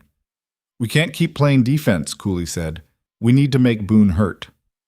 "How?" Martha asked. "We can't match his money or his men." "No, but we can make his operation expensive, difficult." Cooley leaned forward. "He's running cattle through this valley, right? Moving them to market along the main trail?" "That's the plan," Rhett confirmed. "So we disrupt it. Make it cost him more to consolidate this valley than it's worth." They spent hours working out the details. It was risky. It was probably stupid, but it was better than waiting to be picked off one by one. Over the next 2 weeks, they made Boone's life hell. They diverted the creek that ran through what used to be the Yates property, flooding the lower pasture Boone had planned to use for holding cattle. They tore down the new fences his men had put up. They scattered his supplies and fouled his water sources. Nothing violent, nothing that would give Boone legal justification to bring in territorial law. Just a campaign of constant, exhausting sabotage. And it was working. Adeline could see it in the faces of Boone's men when they came through. They looked tired, frustrated. The easy job of intimidating homesteaders had turned into actual work. But she also knew they were pushing towards something dangerous. Boone wouldn't tolerate this forever. The explosion came on a Tuesday. Adeline was in town. She'd started going less frequently, always with Rhett or Caleb, always armed, when she heard the commotion outside the miller's store. Silas Boone was standing in the middle of the street with a dozen armed men behind him. He saw Adeline and smiled. "Miss Mercer, just the person I was hoping to see." Every instinct screamed at her to run. She stood her ground. "Mr. Boone, I think it's time we had a conversation, a real one without all this unpleasantness." He gestured at the building beside them, the saloon. "Join me for a drink?" "I don't think so. I'm afraid I must insist." His tone was still polite, but the men behind him shifted their positions, surrounding her. "Just a conversation, Miss Mercer. Surely you can spare a few minutes." She didn't have a choice. Not really, not with a dozen guns backing up his request. "Fine. 10 minutes. Inside the saloon, Boone bought her a whiskey she didn't touch and got straight to business. "You've been causing me problems," he said. "You started it." "Did I?" "I made a fair offer. You refused. Everything since then has been the natural consequence of your stubbornness." Natural consequences. Is that what you call burning down Peterson's cabin? Boone's expression didn't change. "I don't know what you're talking about. Though I did hear about that unfortunate accident. Terrible thing. Cut the act. We both know what you're doing. What I'm doing is building an empire, consolidating resources, bringing prosperity to this valley." He sipped his drink. "What you're doing is standing in the way of progress. Progress for you, destruction for everyone else." Perspective. He set down his glass. "Here's the situation, Miss Mercer. You've managed to organize the remaining homesteaders into something resembling resistance. I admire that. It shows initiative, but it's also futile." "We'll see." "No, we won't." Because I'm going to make you an offer. Right here, right now. Final offer. He leaned forward. I'll pay Granger double my original price for his land, and I'll pay you $500 to leave the territory. Cash money. Enough to start over anywhere you want. $500 was a fortune, more than Adeline had ever dreamed of having. No, she said. You didn't even think about it. Don't need to. I'm not for sale. Boone's smile finally cracked. Everyone's for sale. It's just a question of price. Then you can't afford me. He stood up abruptly. Last chance, Miss Mercer. My answer's the same. Then what happens next is on you. He walked toward the door, paused with his hand on the frame. I tried to be reasonable. I tried to be generous. When you're watching everything you care about burn, remember that. He left, taking his men with him. Adeline sat alone in the saloon, staring at the whiskey she hadn't drunk, and realized her hands were finally shaking. She'd just declared war on the most dangerous man in the territory, and she had no idea if she'd survive it. When Adeline got back to the homestead that evening, Rhett was waiting with news that made her stomach drop. Boone's bringing in more men, he said without preamble. At least 20, maybe more. They rode in this afternoon on the supply wagon from Fort Benton. Caleb, who'd been splitting wood despite still being weak, set down the axe. 20 men. We can't fight that many. We don't have to fight them all at once, Adeline said, though her mouth had gone dry. We just have to make it too expensive for Boone to keep them here. How? Caleb's voice was sharp with frustration. We're 7 people. 7. Against 30 or more armed men who get paid whether they win or lose. They can afford to wait us out. We can't. He wasn't wrong. The sabotage campaign had bought them time, but time was running out fast. It was late August now. In another month, early snows would start hitting the high country. By October, the valley would be locked in for winter. Anyone still holding out against Boone would be cut off, isolated, easy to pick off. Then we changed tactics, Rhett said. He'd been standing by the window watching the tree line with that constant vigilance that never seemed to tire him. Stop hitting his property. Start hitting his reputation. What does that mean? Adeline asked. Means we make noise, big noise, the kind that gets attention from the territorial governor's office. Rhett turned to face them. Boone's operating in a legal gray area right now. He's buying land legally, but the intimidation and violence is off the books. If we can document what he's doing and get it to the right people, they'll what? Arrest him? Caleb shook his head. You know how this works. Men with money don't go to jail in the territories. They pay fines, they make donations, they walk away clean. Maybe. But if there's an official investigation, Boone has to pull back, has to play nice until things cool down. That buys us time to fortify, to prepare. Rhett's expression was grim. It's not a solution, but it might keep us alive long enough to find one. The plan was risky and required things they didn't have. Witnesses willing to testify, documentation of Boone's crimes, a way to get that information to the territorial capital without Boone intercepting it. But it was better than waiting to die. They spent that night drafting a letter detailing everything Boone had done. The burned buildings, the threats, the forced sales. Adeline wrote it in her careful script, the same handwriting that had once copied out receipts and invoices for St. Louis shopkeepers who'd never bothered learning her name. We need witnesses, she said, finishing the last paragraph. People willing to sign this and swear to what happened. Peterson will sign, Caleb said. He lost everything. Martha too, Rhett added, and probably Cooley. The Halversons might, if we promise to keep them out of the fighting. That's 5 signatures. Is it enough? It'll have to be. Rhett took the letter, reading it over. I'll ride to the capital. 3 days hard riding, 2 days to find the right people and file the complaint, 3 days back. Call it 10 days if nothing goes wrong. That's too long, Caleb said. Boone could move before you get back. You have a better idea? Silence. Finally, Adeline said, We split up. Rhett goes to the capital with the letter.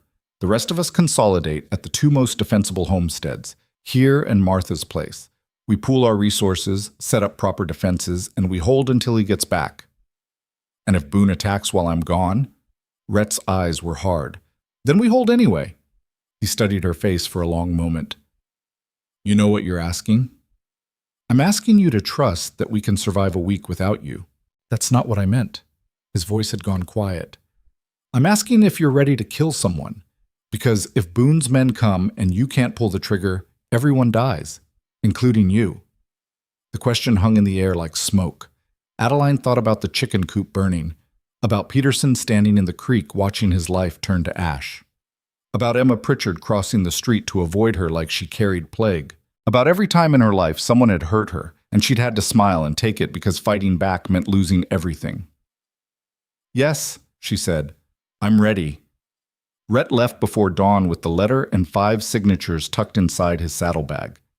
He took the back trails through the mountains, routes Boone's men wouldn't know to watch. That same morning, the consolidation began. Peterson and his son moved their livestock to the Granger homestead. Martha brought her cattle down from the Eastern Valley. The Halversons stayed at their own place, but sent their oldest boy to help with defenses. Cooley rode between the properties, serving as lookout and messenger. They worked like people preparing for a siege because that's exactly what they were doing. Adeline found herself directing the operation almost by accident. Someone had to make decisions about where to position the water barrels, how to reinforce the barn walls, where to dig firing positions. Caleb was still too weak for heavy work.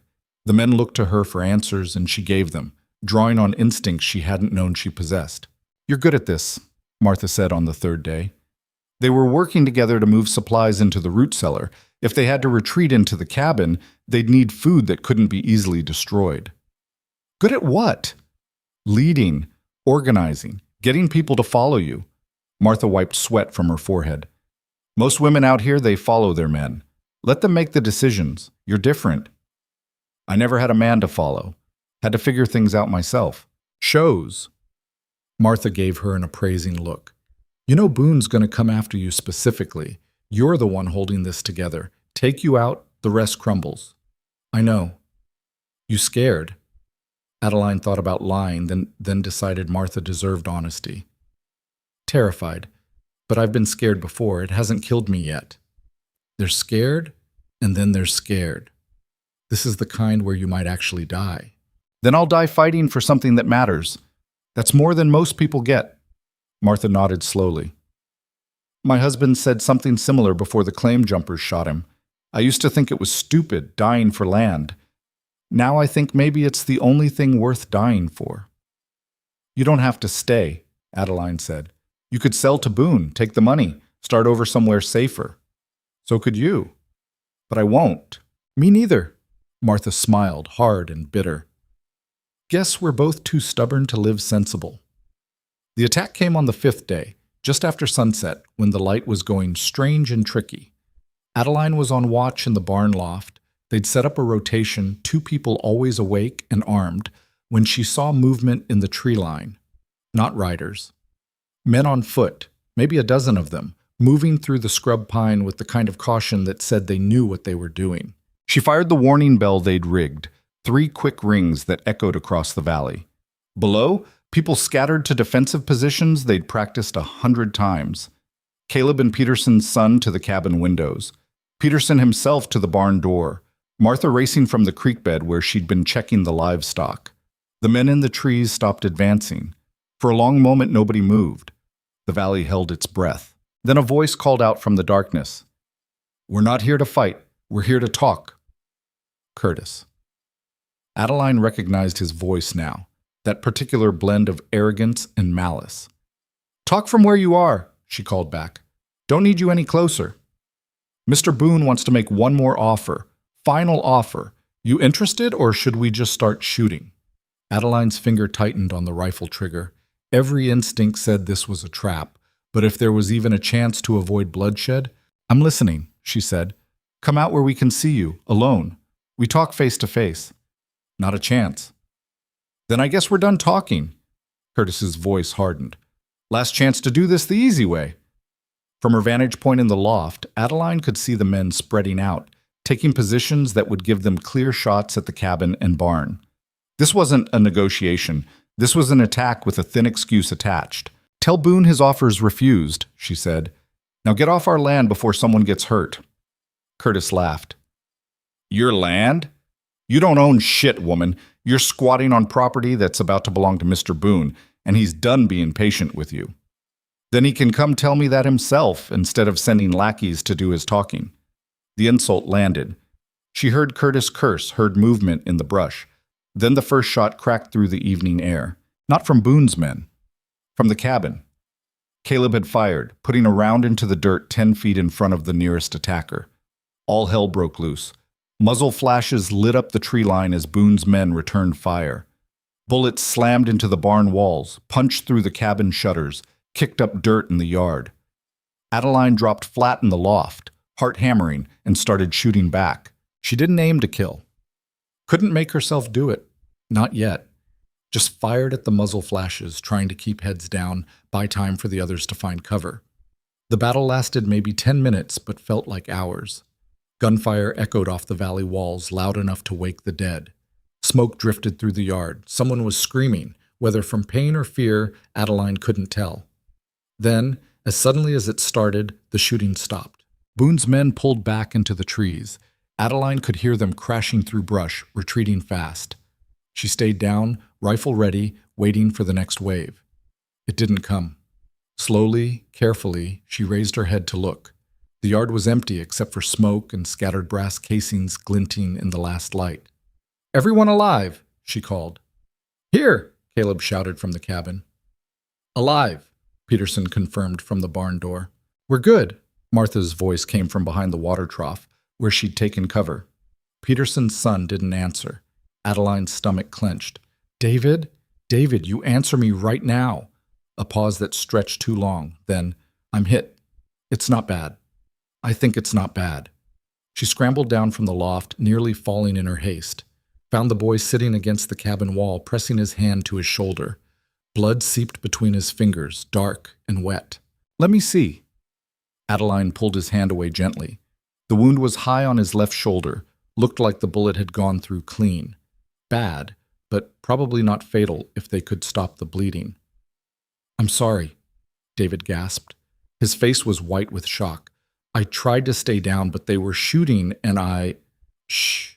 You did fine. You did great."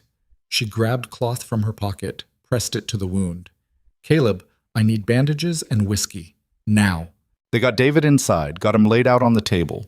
The bullet had indeed gone through, missing bone and major vessels by what looked like pure luck. Adeline cleaned the wound with shaking hands while Martha held the boy still, and Peterson stood by looking like he'd aged 10 years. "He's going to be okay," she said, more to convince herself than them. "The bleeding's slowing, no signs of infection yet. He'll be okay." "He's 17, Peterson said quietly. 17, and I brought him into a war." "You didn't bring him anywhere. Boone did this." Adeline finished bandaging the wound, made sure it was tight. "David, you're going to rest now. No arguments." The boy nodded, already drifting toward shock-induced sleep. They spent the rest of the night on high alert, expecting another attack that never came. As dawn broke gray and cold over the valley, Adeline stood on the porch and surveyed the damage. The cabin walls were pockmarked with bullet holes. The barn had taken at least a dozen hits. The water trough had a hole punched through it and was slowly leaking into the dirt. All around the perimeter, she could see where bullets had torn up the ground. They'd survived. Barely. "We can't take another one like that," Caleb said. He'd come out to stand beside her, moving stiff and careful. "We got lucky. David got lucky. Next time someone dies." "I know. Rhett won't be back for at least 3 more days, maybe 4. Can we hold that long?" "We have to." "That's not an answer." Adeline looked at him. Really looked at him. The man she'd come west to marry was a stranger still, but he'd become something else over the past weeks. A partner. An ally. Someone she trusted even if she didn't love him. "I don't have better answers," she said. "I'm making this up as I go. But I know if we run now, if we give up, then everything we fought for means nothing. Every drop of blood, every burned building, every sleepless night, it all becomes waste. And if we stay and die anyway, then at least we die standing up." Caleb was quiet for a long moment. "You know what the worst part is? I brought you into this. I sent that letter to St. Louis promising you safety and a home, and instead I gave you a war." "You gave me a chance," Adeline said. "That's more than anyone else ever did." The second attack came that very night. This time Boone's men didn't bother with warnings or negotiations. They came in the darkest hours before dawn, quiet as ghosts, and set fire to the barn. Adeline woke to the smell of smoke and the sound of horses screaming.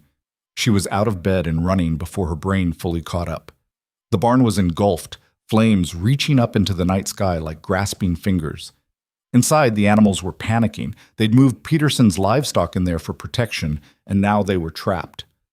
"The animals!" Peterson was shouting. "We have to get them out!" "It's a trap!" Martha yelled back. "They want us outside, want us exposed." She was right. Adeline could see figures moving in the darkness beyond the firelight, waiting for someone to run into the open. But the animals were going to burn. She made a decision that was probably stupid, but felt inevitable. Grabbed a wet blanket, threw it over her head, and ran for the barn. The heat hit her like a wall. Smoke filled her lungs, making her cough and gag. She couldn't see, could barely breathe, but she found the stall door by feel and threw it open. The horses bolted past her, nearly trampling her in their panic. She got 3 of them out before the smoke got too thick, and she had to retreat, coughing so hard she thought her lungs would turn inside out. Caleb pulled her away from the barn, his face stark with fear. "What the hell were you thinking?" "The horses can be replaced. You can't be." He was shaking. "Don't do that again. Don't you ever—" Gunfire cut him off. Boone's men were advancing now, using the fire as cover. Martha returned fire from behind the water trough, Peterson from the cabin window. But they were outnumbered and outgunned, and everyone knew it. Adeline grabbed her rifle with hands that were blistered from the heat and started shooting. The fight turned into chaos. Muzzle flashes and darkness, smoke everywhere, the roar of the fire drowning out voices. Adeline fired until her rifle was empty, reloaded, fired again. Beside her, Caleb was doing the same, his face set in lines of determination that looked carved from stone. Then Martha went down. Adeline saw her fall, saw the dark stain spreading across her shirt, and something cold and terrible settled in her chest. She ran to Martha, dragged her behind better cover. The wound was in her side, bleeding too fast. "Pressure," Martha gasped. "Need pressure on it." Adeline pressed both hands to the wound, feeling hot blood pulse between her fingers. "You're going to be fine. You hear me? You're going to be fine." "Liar." Martha's laugh turned into a cough. "Tell my kids. Tell them I didn't sell. Tell them I held." "You're going to tell them yourself." But Martha's eyes were already going distant, her breathing shallow and wet. She died there in the dirt with her blood on Adeline's hands and the barn burning behind them. The rage that followed wasn't hot. It was cold, clear, absolute. Adeline picked up her rifle, stood up, and started shooting to kill. She didn't think about it, didn't hesitate, just found targets and dropped them. The fear that had been holding her back burned away in the same fire that was consuming the barn. Boone's men started falling back. Not running, not yet, but retreating step by step, clearly not having expected this level of resistance. One of them, Curtis, she was almost certain, shouted something about regrouping. The attackers melted back into the darkness, leaving behind 2 bodies and the burning wreckage of the barn. Adeline stood in the firelight with a dead woman at her feet and blood drying on her hands and felt absolutely nothing. They buried Martha Chen at dawn in the small plot behind the cabin where Caleb had planned to put a garden someday. Peterson said a few words. Caleb read something from a Bible that had belonged to his mother.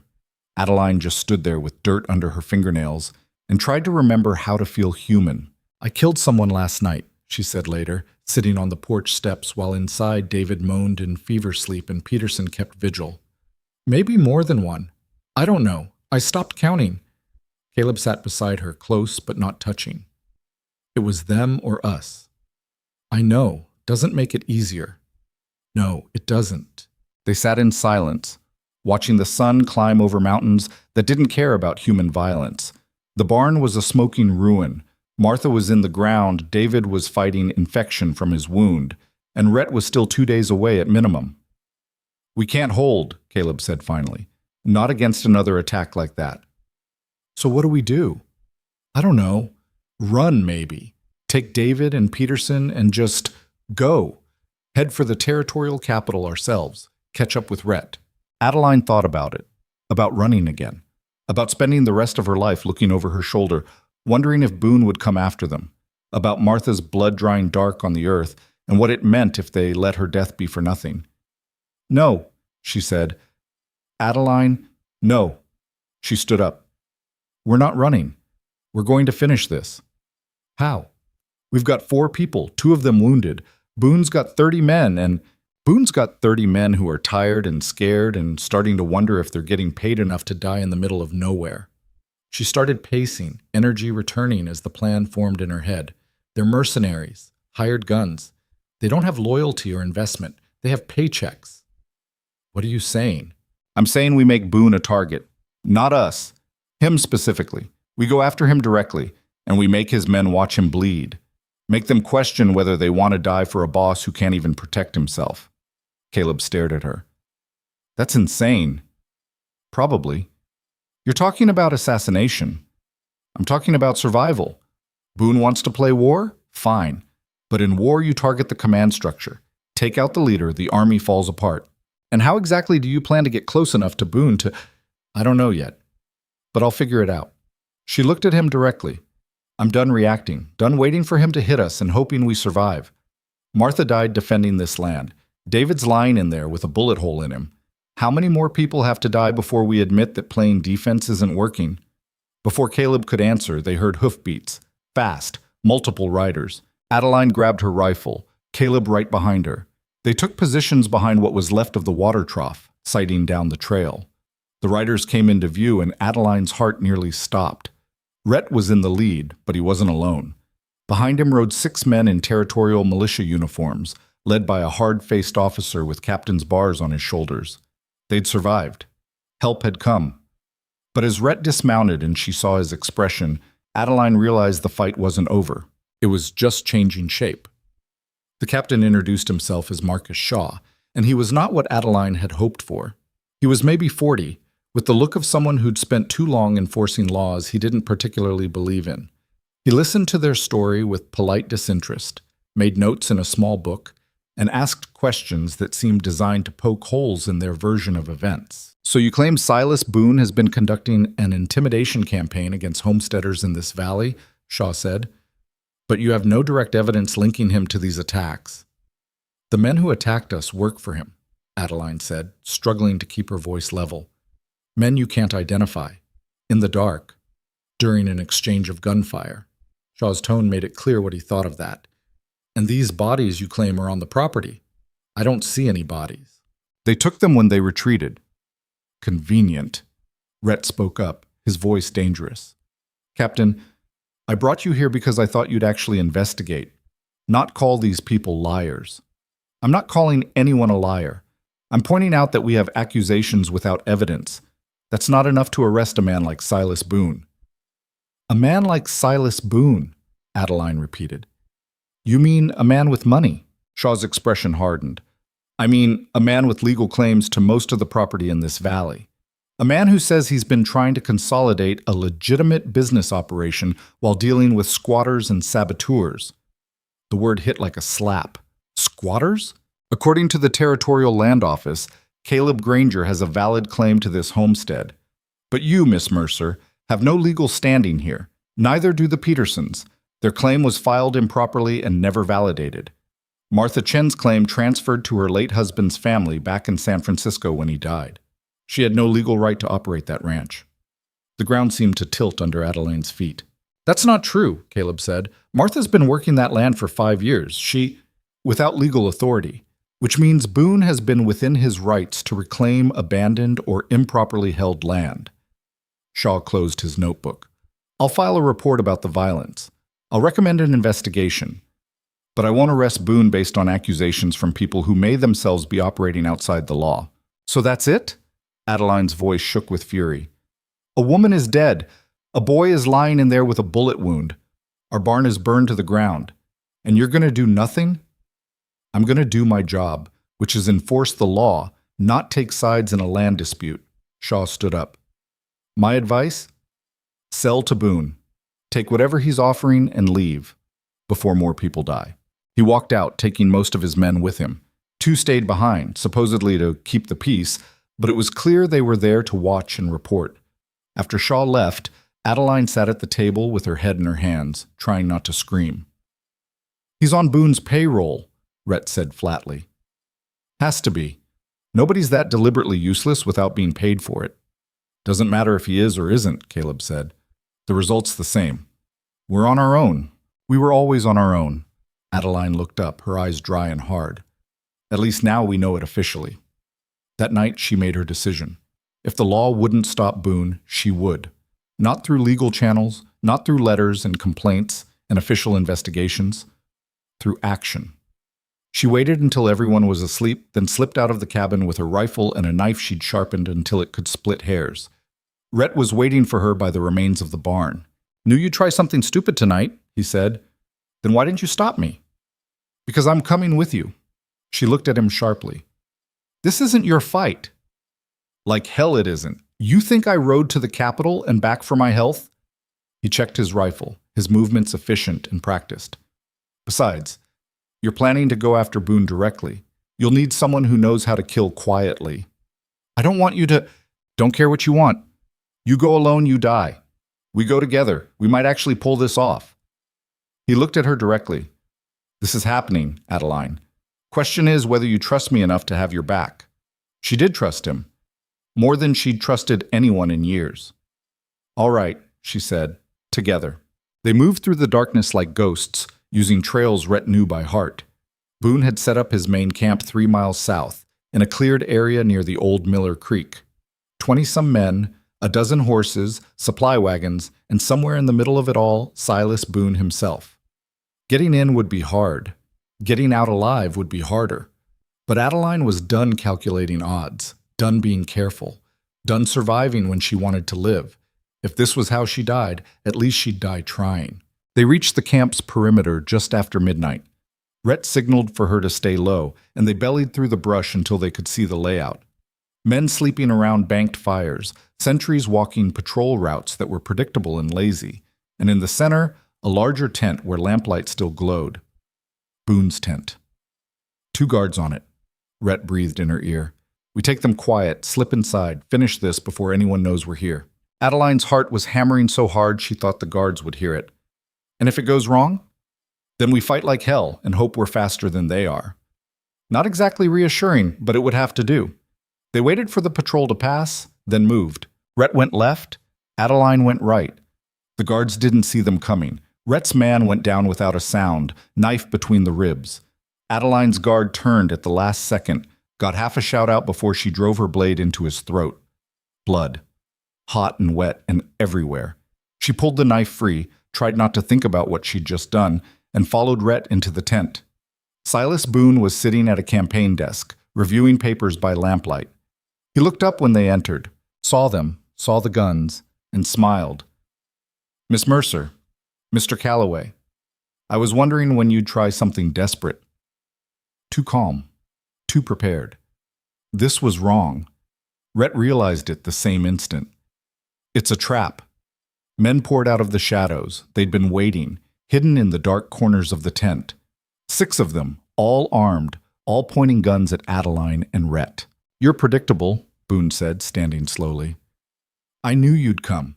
Just had to wait for you to be stupid enough to walk into my hands. Adeline's rifle was already rising, but Curtis stepped forward and slammed it aside. Someone else grabbed her from behind, wrenching her arms back. Beside her, Rhett fought like an animal, taking down 2 men before 3 more piled on him.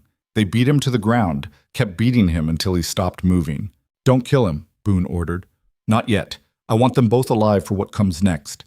Adeline struggled, but the man holding her was twice her size and enjoying her helplessness. Curtis stepped in front of her, his face split in that same nasty grin. The whore herself, he said. Been waiting for this.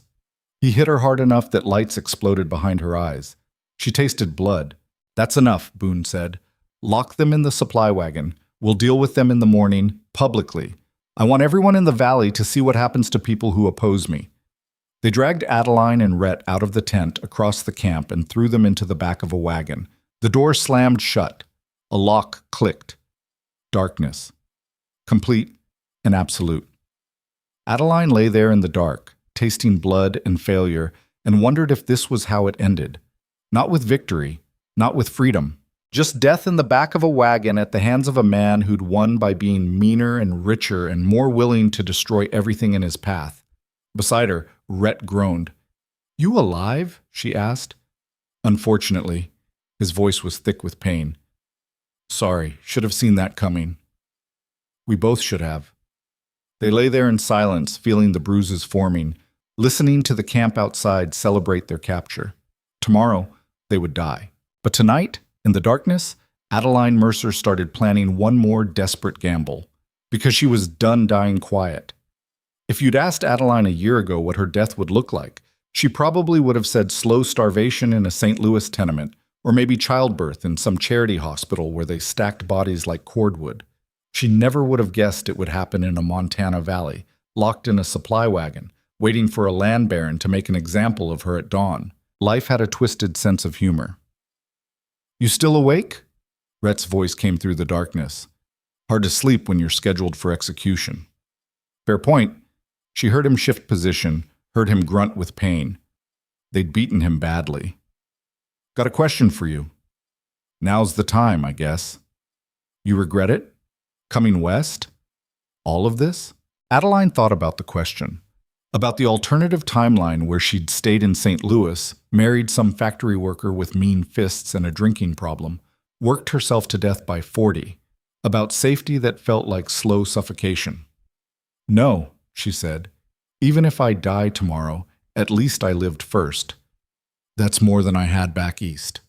Rhett was quiet for a moment. "You're a hell of a woman, Adeline Mercer." "You're not so bad yourself, Rhett Calloway." They lapsed into silence again, but it was companionable now. The silence of two people who'd fought side by side and knew they'd probably die the same way. Adeline spent the next hour working on the ropes binding her wrists. Whoever had tied them knew what they were doing, but they hadn't accounted for how small her hands were, how much abuse they'd taken over the years doing manual labor, how flexible desperation could make a person. She got one hand free just before dawn. The camp was starting to stir outside. Men coughing, fires being stoked, the smell of coffee brewing.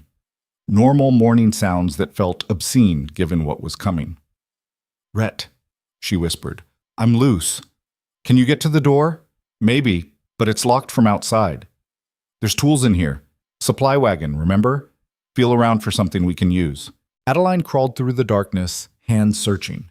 Her fingers found sacks of grain, coils of rope, metal implements she couldn't identify by touch. Then something sharp, a pry bar, maybe 3 feet long. "Got something," she said. "Good. Now we wait for them to open the door, and we go hard and fast, no hesitation." "Rhett, there's 30 men out there." "I know, but we don't have to beat 30. We just have to create enough chaos to slip away in the confusion." "And if we can't?" "Then we take as many with us as possible." His voice had gone flat and cold. "I've made my peace with dying, Adeline. Made it a long time ago. Question is whether you have." She thought about Martha dying in the dirt, about David lying fevered in Caleb's cabin, about every person who'd been hurt or killed because Boone decided their land was worth more than their lives.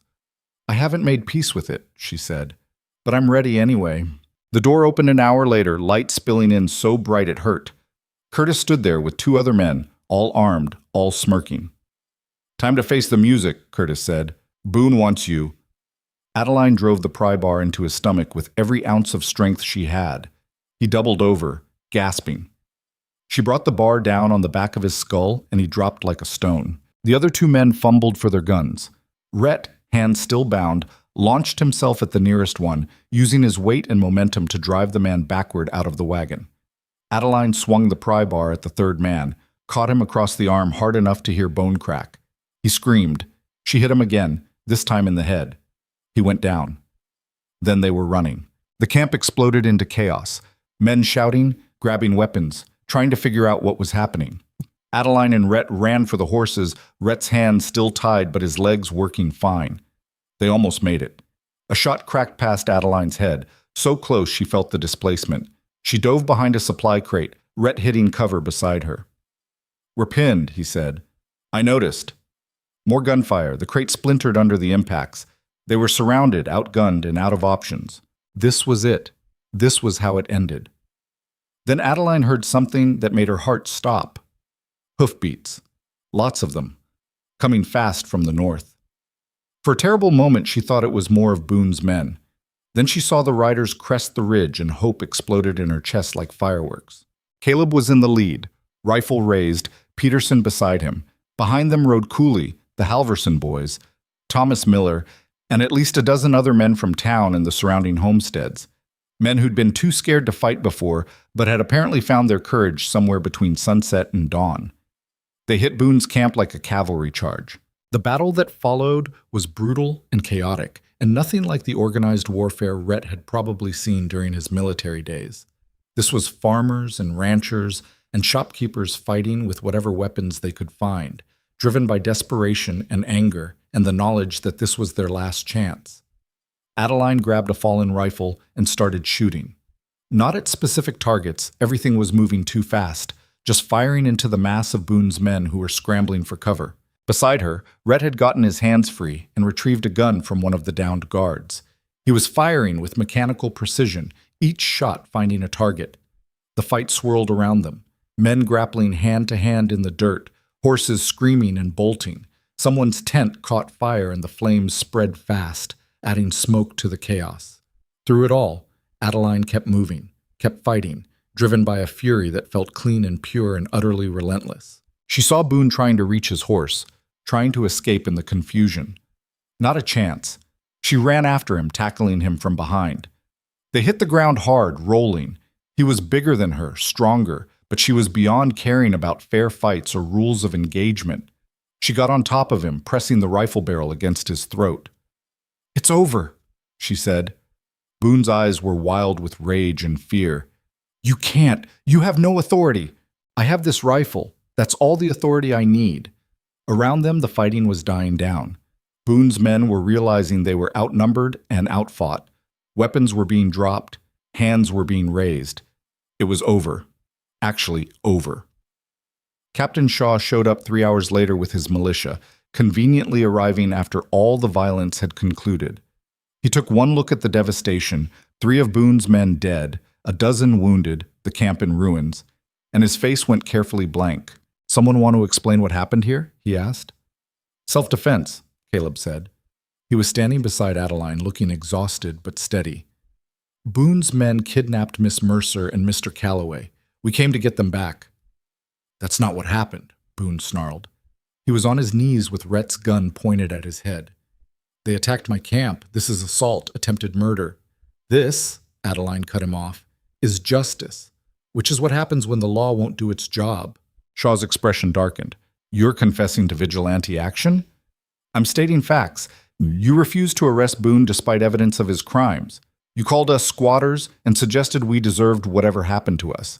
So we took care of the problem ourselves. That's not how the law works." "Then maybe the law doesn't work." Adeline was done being polite. Done playing by rules that were designed to protect men like Boone while leaving people like her to die. "You can arrest me if you want, but you'll have to arrest everyone here, every single person who rode out to defend their homes and their neighbors. Good luck explaining that to the territorial governor." Shaw looked around at the assembled homesteaders, at the grim, determined faces of people who'd had enough, at the pile of weapons they'd confiscated from Boone's men. "Boone," he said finally, "you're under arrest for kidnapping, assault, and conspiracy to commit murder. We'll sort the rest out at trial." "You can't be serious," Boone said. "I have connections. You have a lot of dead men and a camp full of witnesses saying you kidnapped 2 people. Shaw nodded to his soldiers. "Take him." As they dragged Boone away, still protesting, Adeline felt something inside her finally unclench. It wasn't quite relief. The fight had cost too much for that. Martha was still dead. David was still wounded. The barn was still a ruin. But it was over. They'd survived. The weeks that followed were strange and difficult in ways Adeline hadn't expected. Boone's trial happened fast by territorial standards. The governor wanted the whole mess resolved before it became a political problem. The prosecution had plenty of witnesses and the physical evidence of burned buildings and dead settlers. Boone's expensive lawyers tried to spin it as a business dispute gone wrong, but the jury wasn't buying it. He got 15 years hard labor. His assets were seized to pay restitution to the families he'd displaced. It wasn't enough. Nothing could be enough. But it was something. The homesteaders who'd survived started rebuilding. This time they did it together, helping each other raise barns and repair fences and prepare for the coming winter. The competition and isolation that had made them vulnerable to Boone transformed into something that looked almost like community. Adeline threw herself into the work with the same intensity she'd brought to fighting. There was a new barn to build, livestock to manage, winter supplies to lay in. Caleb was still weak but getting stronger. Rhett helped when he could, though he still disappeared for days at a time, unable to shake the need for solitude that the war had branded into him. David recovered, though he'd carry the scar for the rest of his life. He talked about it sometimes like it was a badge of honor. Peterson just looked haunted whenever the subject came up. They buried Martha properly in late September, with half the valley in attendance. Someone carved a headstone that read, "Martha Chen, she held her ground." Adeline thought Martha would have liked that. October brought the first serious snowfall, earlier than expected. They were as ready as they could be. The new barn was weatherproof. The food stores were adequate. The livestock had shelter. They'd survive the winter, maybe even thrive. One evening in late October, Adeline was sitting on the porch watching the sunset paint the valley in shades of orange and gold when Caleb came out and sat beside her. "Been thinking," he said. "That's dangerous." He smiled. "About us. About what we are to each other." Adeline's stomach tightened. They'd been dancing around this conversation for weeks. "What brought this on?" "Honestly, I've been watching you. Watching how people in the valley look at you now, how they come to you for advice, for decisions. You're not just the woman who came west to marry me anymore. You're a leader, someone who matters. So I don't want to trap you in something you never really wanted. You came here for safety and a home. You've built both of those yourself without needing marriage to get them." Adeline looked at him carefully. "What are you saying?" "I'm saying I release you from our engagement, if that's what you want." He met her eyes. "I care about you, Adeline, but I don't love you. Not the way a husband should, and I don't think you love me either." He was right. They'd built something together, partnership, friendship, mutual respect. But love? That was something else entirely. "I don't," she admitted. "Love you, I mean. You're a good man, Caleb, better than most, but you're not the person your heart wants," he finished. "I know." They sat in comfortable silence for a moment. "So where does that leave us?" Adeline asked. "Partners, co-owners of this homestead, if you want. I'll sign papers making it legal. Half of this land is yours, Adeline. You bled for it. You earned it." He paused. "And if you want to pursue whatever's happening between you and Rhett, you should. Nothing's happening with Rhett. Yet." Caleb's smile was knowing. "But it will. Anyone with eyes can see how you look at each other." Adeline felt heat rise in her cheeks. "It's complicated." "Most worthwhile things are." Rhett came by the next day with a deer he'd shot, enough meat to help get them through early winter. Adeline helped him butcher it, working in the companionable silence they'd developed over months of crisis and survival. "Caleb talked to you?" Rhett asked eventually. "How did you—" "He talked to me first, asked if I had intentions toward you." Adeline nearly dropped the knife. "He what?" "Told him I hadn't thought that far ahead." Rhett kept working, not looking at her. "But I'd be lying if I said I hadn't thought about it." "About what?" "You. Us. Whether there could be an us." He set down his knife, finally meeting her eyes. "I'm not an easy man to be with, Adeline. I've got demons from the war that won't leave me alone. I disappear for days when things get too loud in my head. I'm better with silence than words. I'm not exactly easy either. I'm stubborn and angry, and I don't know how to ask for help." I noticed. "So maybe we're both too damaged for this to work." "Maybe."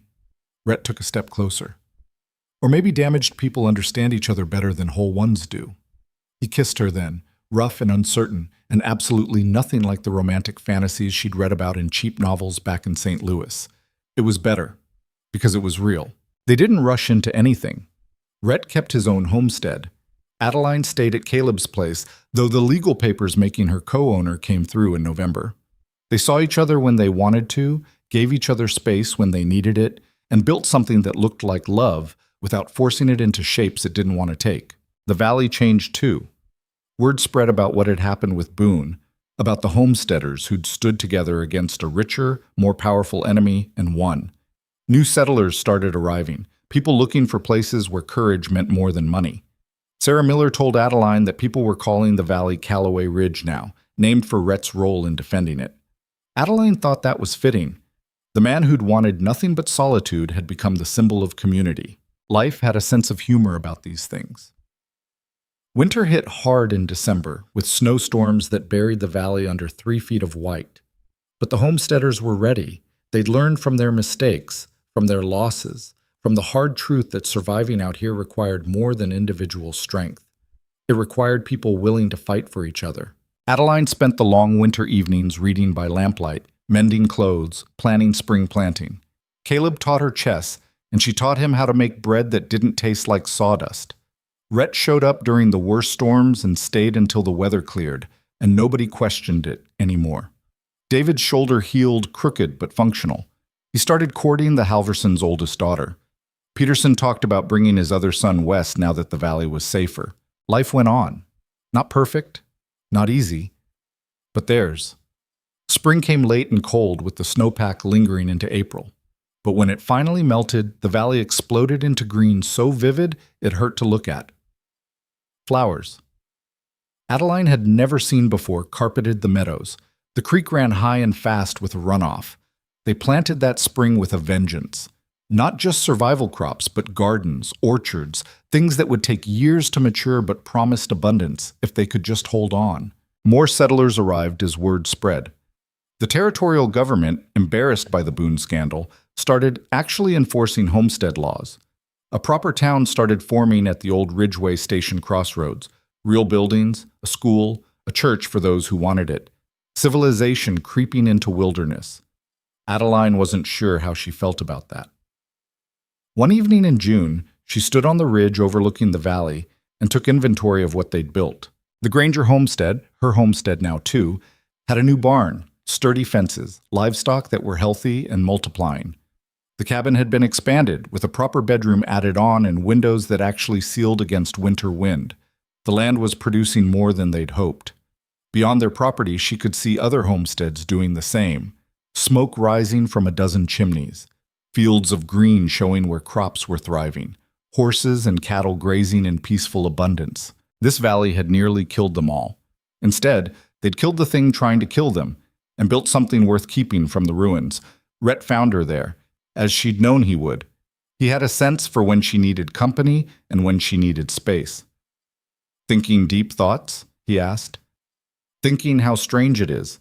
A year ago I was on a train heading into the unknown, terrified and desperate and convinced I was making a terrible mistake." "Were you? Making a mistake?" Adeline considered. "I don't know. I almost died. Multiple times. I watched people die. I killed people. I lost things I'll never get back. But I'm standing here looking at land that's partly mine. I've got a home that's actually mine, not borrowed or rented or conditional. I've got people who'd fight beside me if things went bad again." She looked at Rhett. "I've got you, whatever that means. It means you're stuck with me, if you want to be." "I do." He put his arm around her shoulders, and they stood there watching the sunset paint the valley in impossible colors. "You know what I realized," Adeline said. "Back in St. Louis, I was invisible. I could have disappeared and nobody would have noticed. Out here, I matter. People know my name. They listen when I talk. They count on me." "That what you wanted? To matter?" "I think it's what everyone wants, to be seen, to be necessary, to build something that outlasts you. You've done that. We've done that." She leaned against him. "All of us. Together." The valley spread below them, beautiful and harsh and unforgiving and home. It wasn't the life Adeline had imagined when she'd answered Caleb's letter. It was harder, bloodier, more complicated. She'd lost her innocence about what survival required. She'd learned that sometimes good people had to do terrible things to protect what mattered. But she'd also learned that she was stronger than she'd ever imagined. That community could form in the unlikeliest places. That love didn't always look like poems and promises. Sometimes it looked like someone showing up in a blizzard to make sure you hadn't frozen to death. 2 years later, Adeline stood in almost the same spot and surveyed a valley that had transformed beyond recognition. The town at Ridgeway Station had grown into a proper settlement with a population pushing 300. There was a real school now, a general store that carried goods from back east, even a newspaper that published weekly. The homesteads had consolidated into larger, more efficient operations. Caleb had partnered with Peterson to run cattle. The Millers had opened a second store. Martha's land, which had been returned to the homesteaders after legal challenges proved she'd had more right to it than Boone, had been turned into a cooperative farm that supplied the whole valley. Adeline and Rhett had finally gotten married in a quiet ceremony with just Caleb, the Millers, and a few close friends attending. It wasn't a fairy tale wedding. Adeline wore a practical dress she could work in. They said their vows under an oak tree with a justice of the peace who'd ridden out from the territorial capital. But it was real. That mattered more than romance. They'd built a house together on land between Rhett's original homestead and what had been Caleb's, not huge but solid and weatherproof, and theirs. The cabin where Adeline had first nursed Caleb back to health was now used for storage. She was pregnant, though barely showing. Not planned, not exactly unwanted, just another thing happening in a life that had taught her to roll with surprises. The valley had proven that people who were broken or desperate or running from something could come together and build something worth defending. That home wasn't a place you found. It was a thing you built with blood and sacrifice and relentless determination not to quit. Adeline had learned that she didn't need saving. She needed a chance. And when someone finally gave her that chance, even if it came wrapped in a dying man's desperate letter, she'd proven what she'd always suspected. She was stronger than the world that had tried to break her. Sarah Miller rode up to the house one afternoon with gossip that made Adeline laugh. "You know Emma Pritchard," Sarah said, "the one who spent all that time spreading rumors about you?" "I remember. Her husband just got caught embezzling from the Territorial Land Office. Turns out he'd been taking bribes from Boone to falsify claims. They're both facing charges. I'd say I feel bad for her, but I'd be lying. You're allowed to enjoy karma sometimes." Sarah dismounted, accepting the water Adeline offered. "You've become something of a legend, you know. Women all over the territory talk about you, the mail-order bride who fought off a land baron and built an empire." "It's not an empire, it's just a farm." "It's more than that, and you know it. You proved something important." "What's that?" "That women don't have to accept whatever scraps men decide to give them. That we can fight for what's ours." Sarah's expression was serious. "You changed things, Adeline. Not just in this valley. Everywhere." Adeline wasn't sure about that. She'd just been trying to survive, to build a life that felt like hers. If that inspired other women, well, she supposed that was fine. But she'd never set out to be a symbol or a legend. She'd just set out to matter. And she did. The baby came in early spring, a girl they named Martha, after the woman who'd died defending land she'd had no legal right to, but every moral claim on.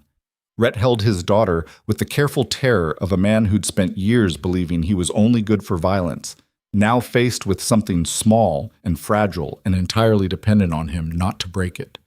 "I don't know how to do this," he said. "Neither do I," Adeline told him. "We'll figure it out, like everything else." Caleb came by to visit, bringing a cradle he'd built with his own hands. He'd gotten married himself the previous fall to a widow from town, a quiet woman who seemed to understand his gentle nature. "She's beautiful," he said, looking at baby Martha. "She is."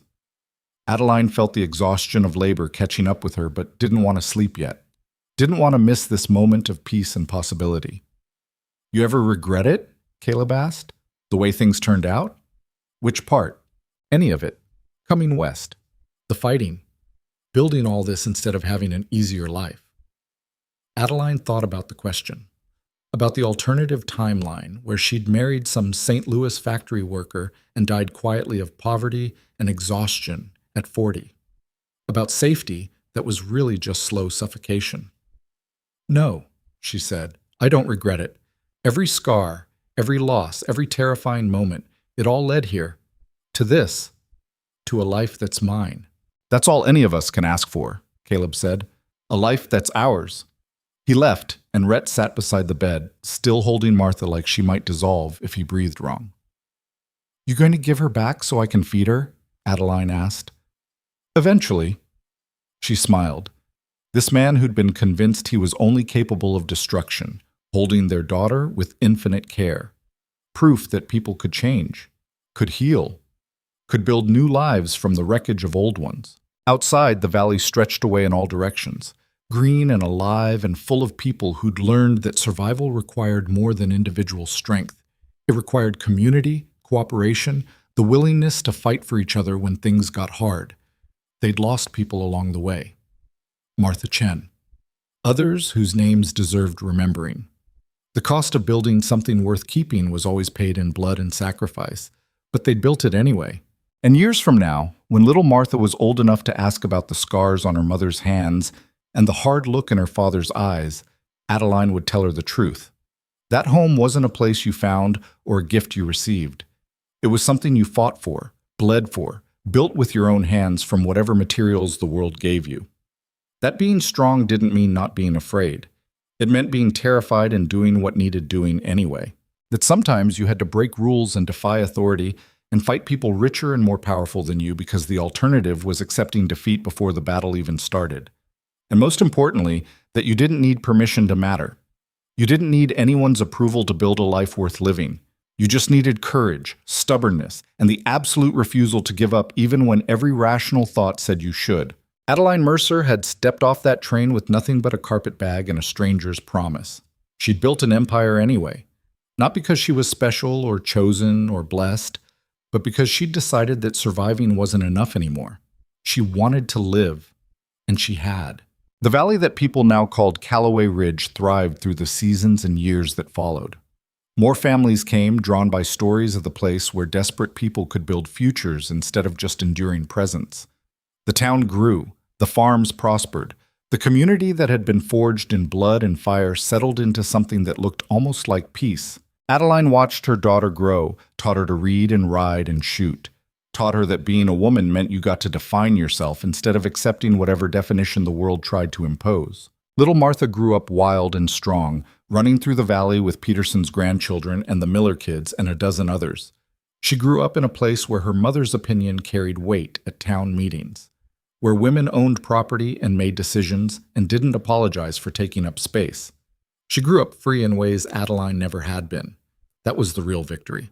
Not the land or the homestead or the legendary fight against Boone, but the fact that the next generation would start from a stronger place, would have options Adeline had to fight for, would inherit a world that was slightly less brutal to women with ambition and courage.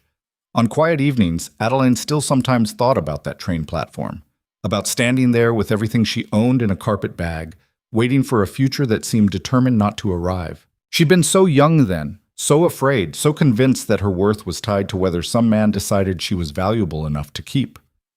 The woman she'd become would have laughed at that girl's fears, or maybe she'd have told her that the fear was valid, but the conclusion was wrong. You didn't need a man to give you value. You had value already. You just needed the courage to claim it.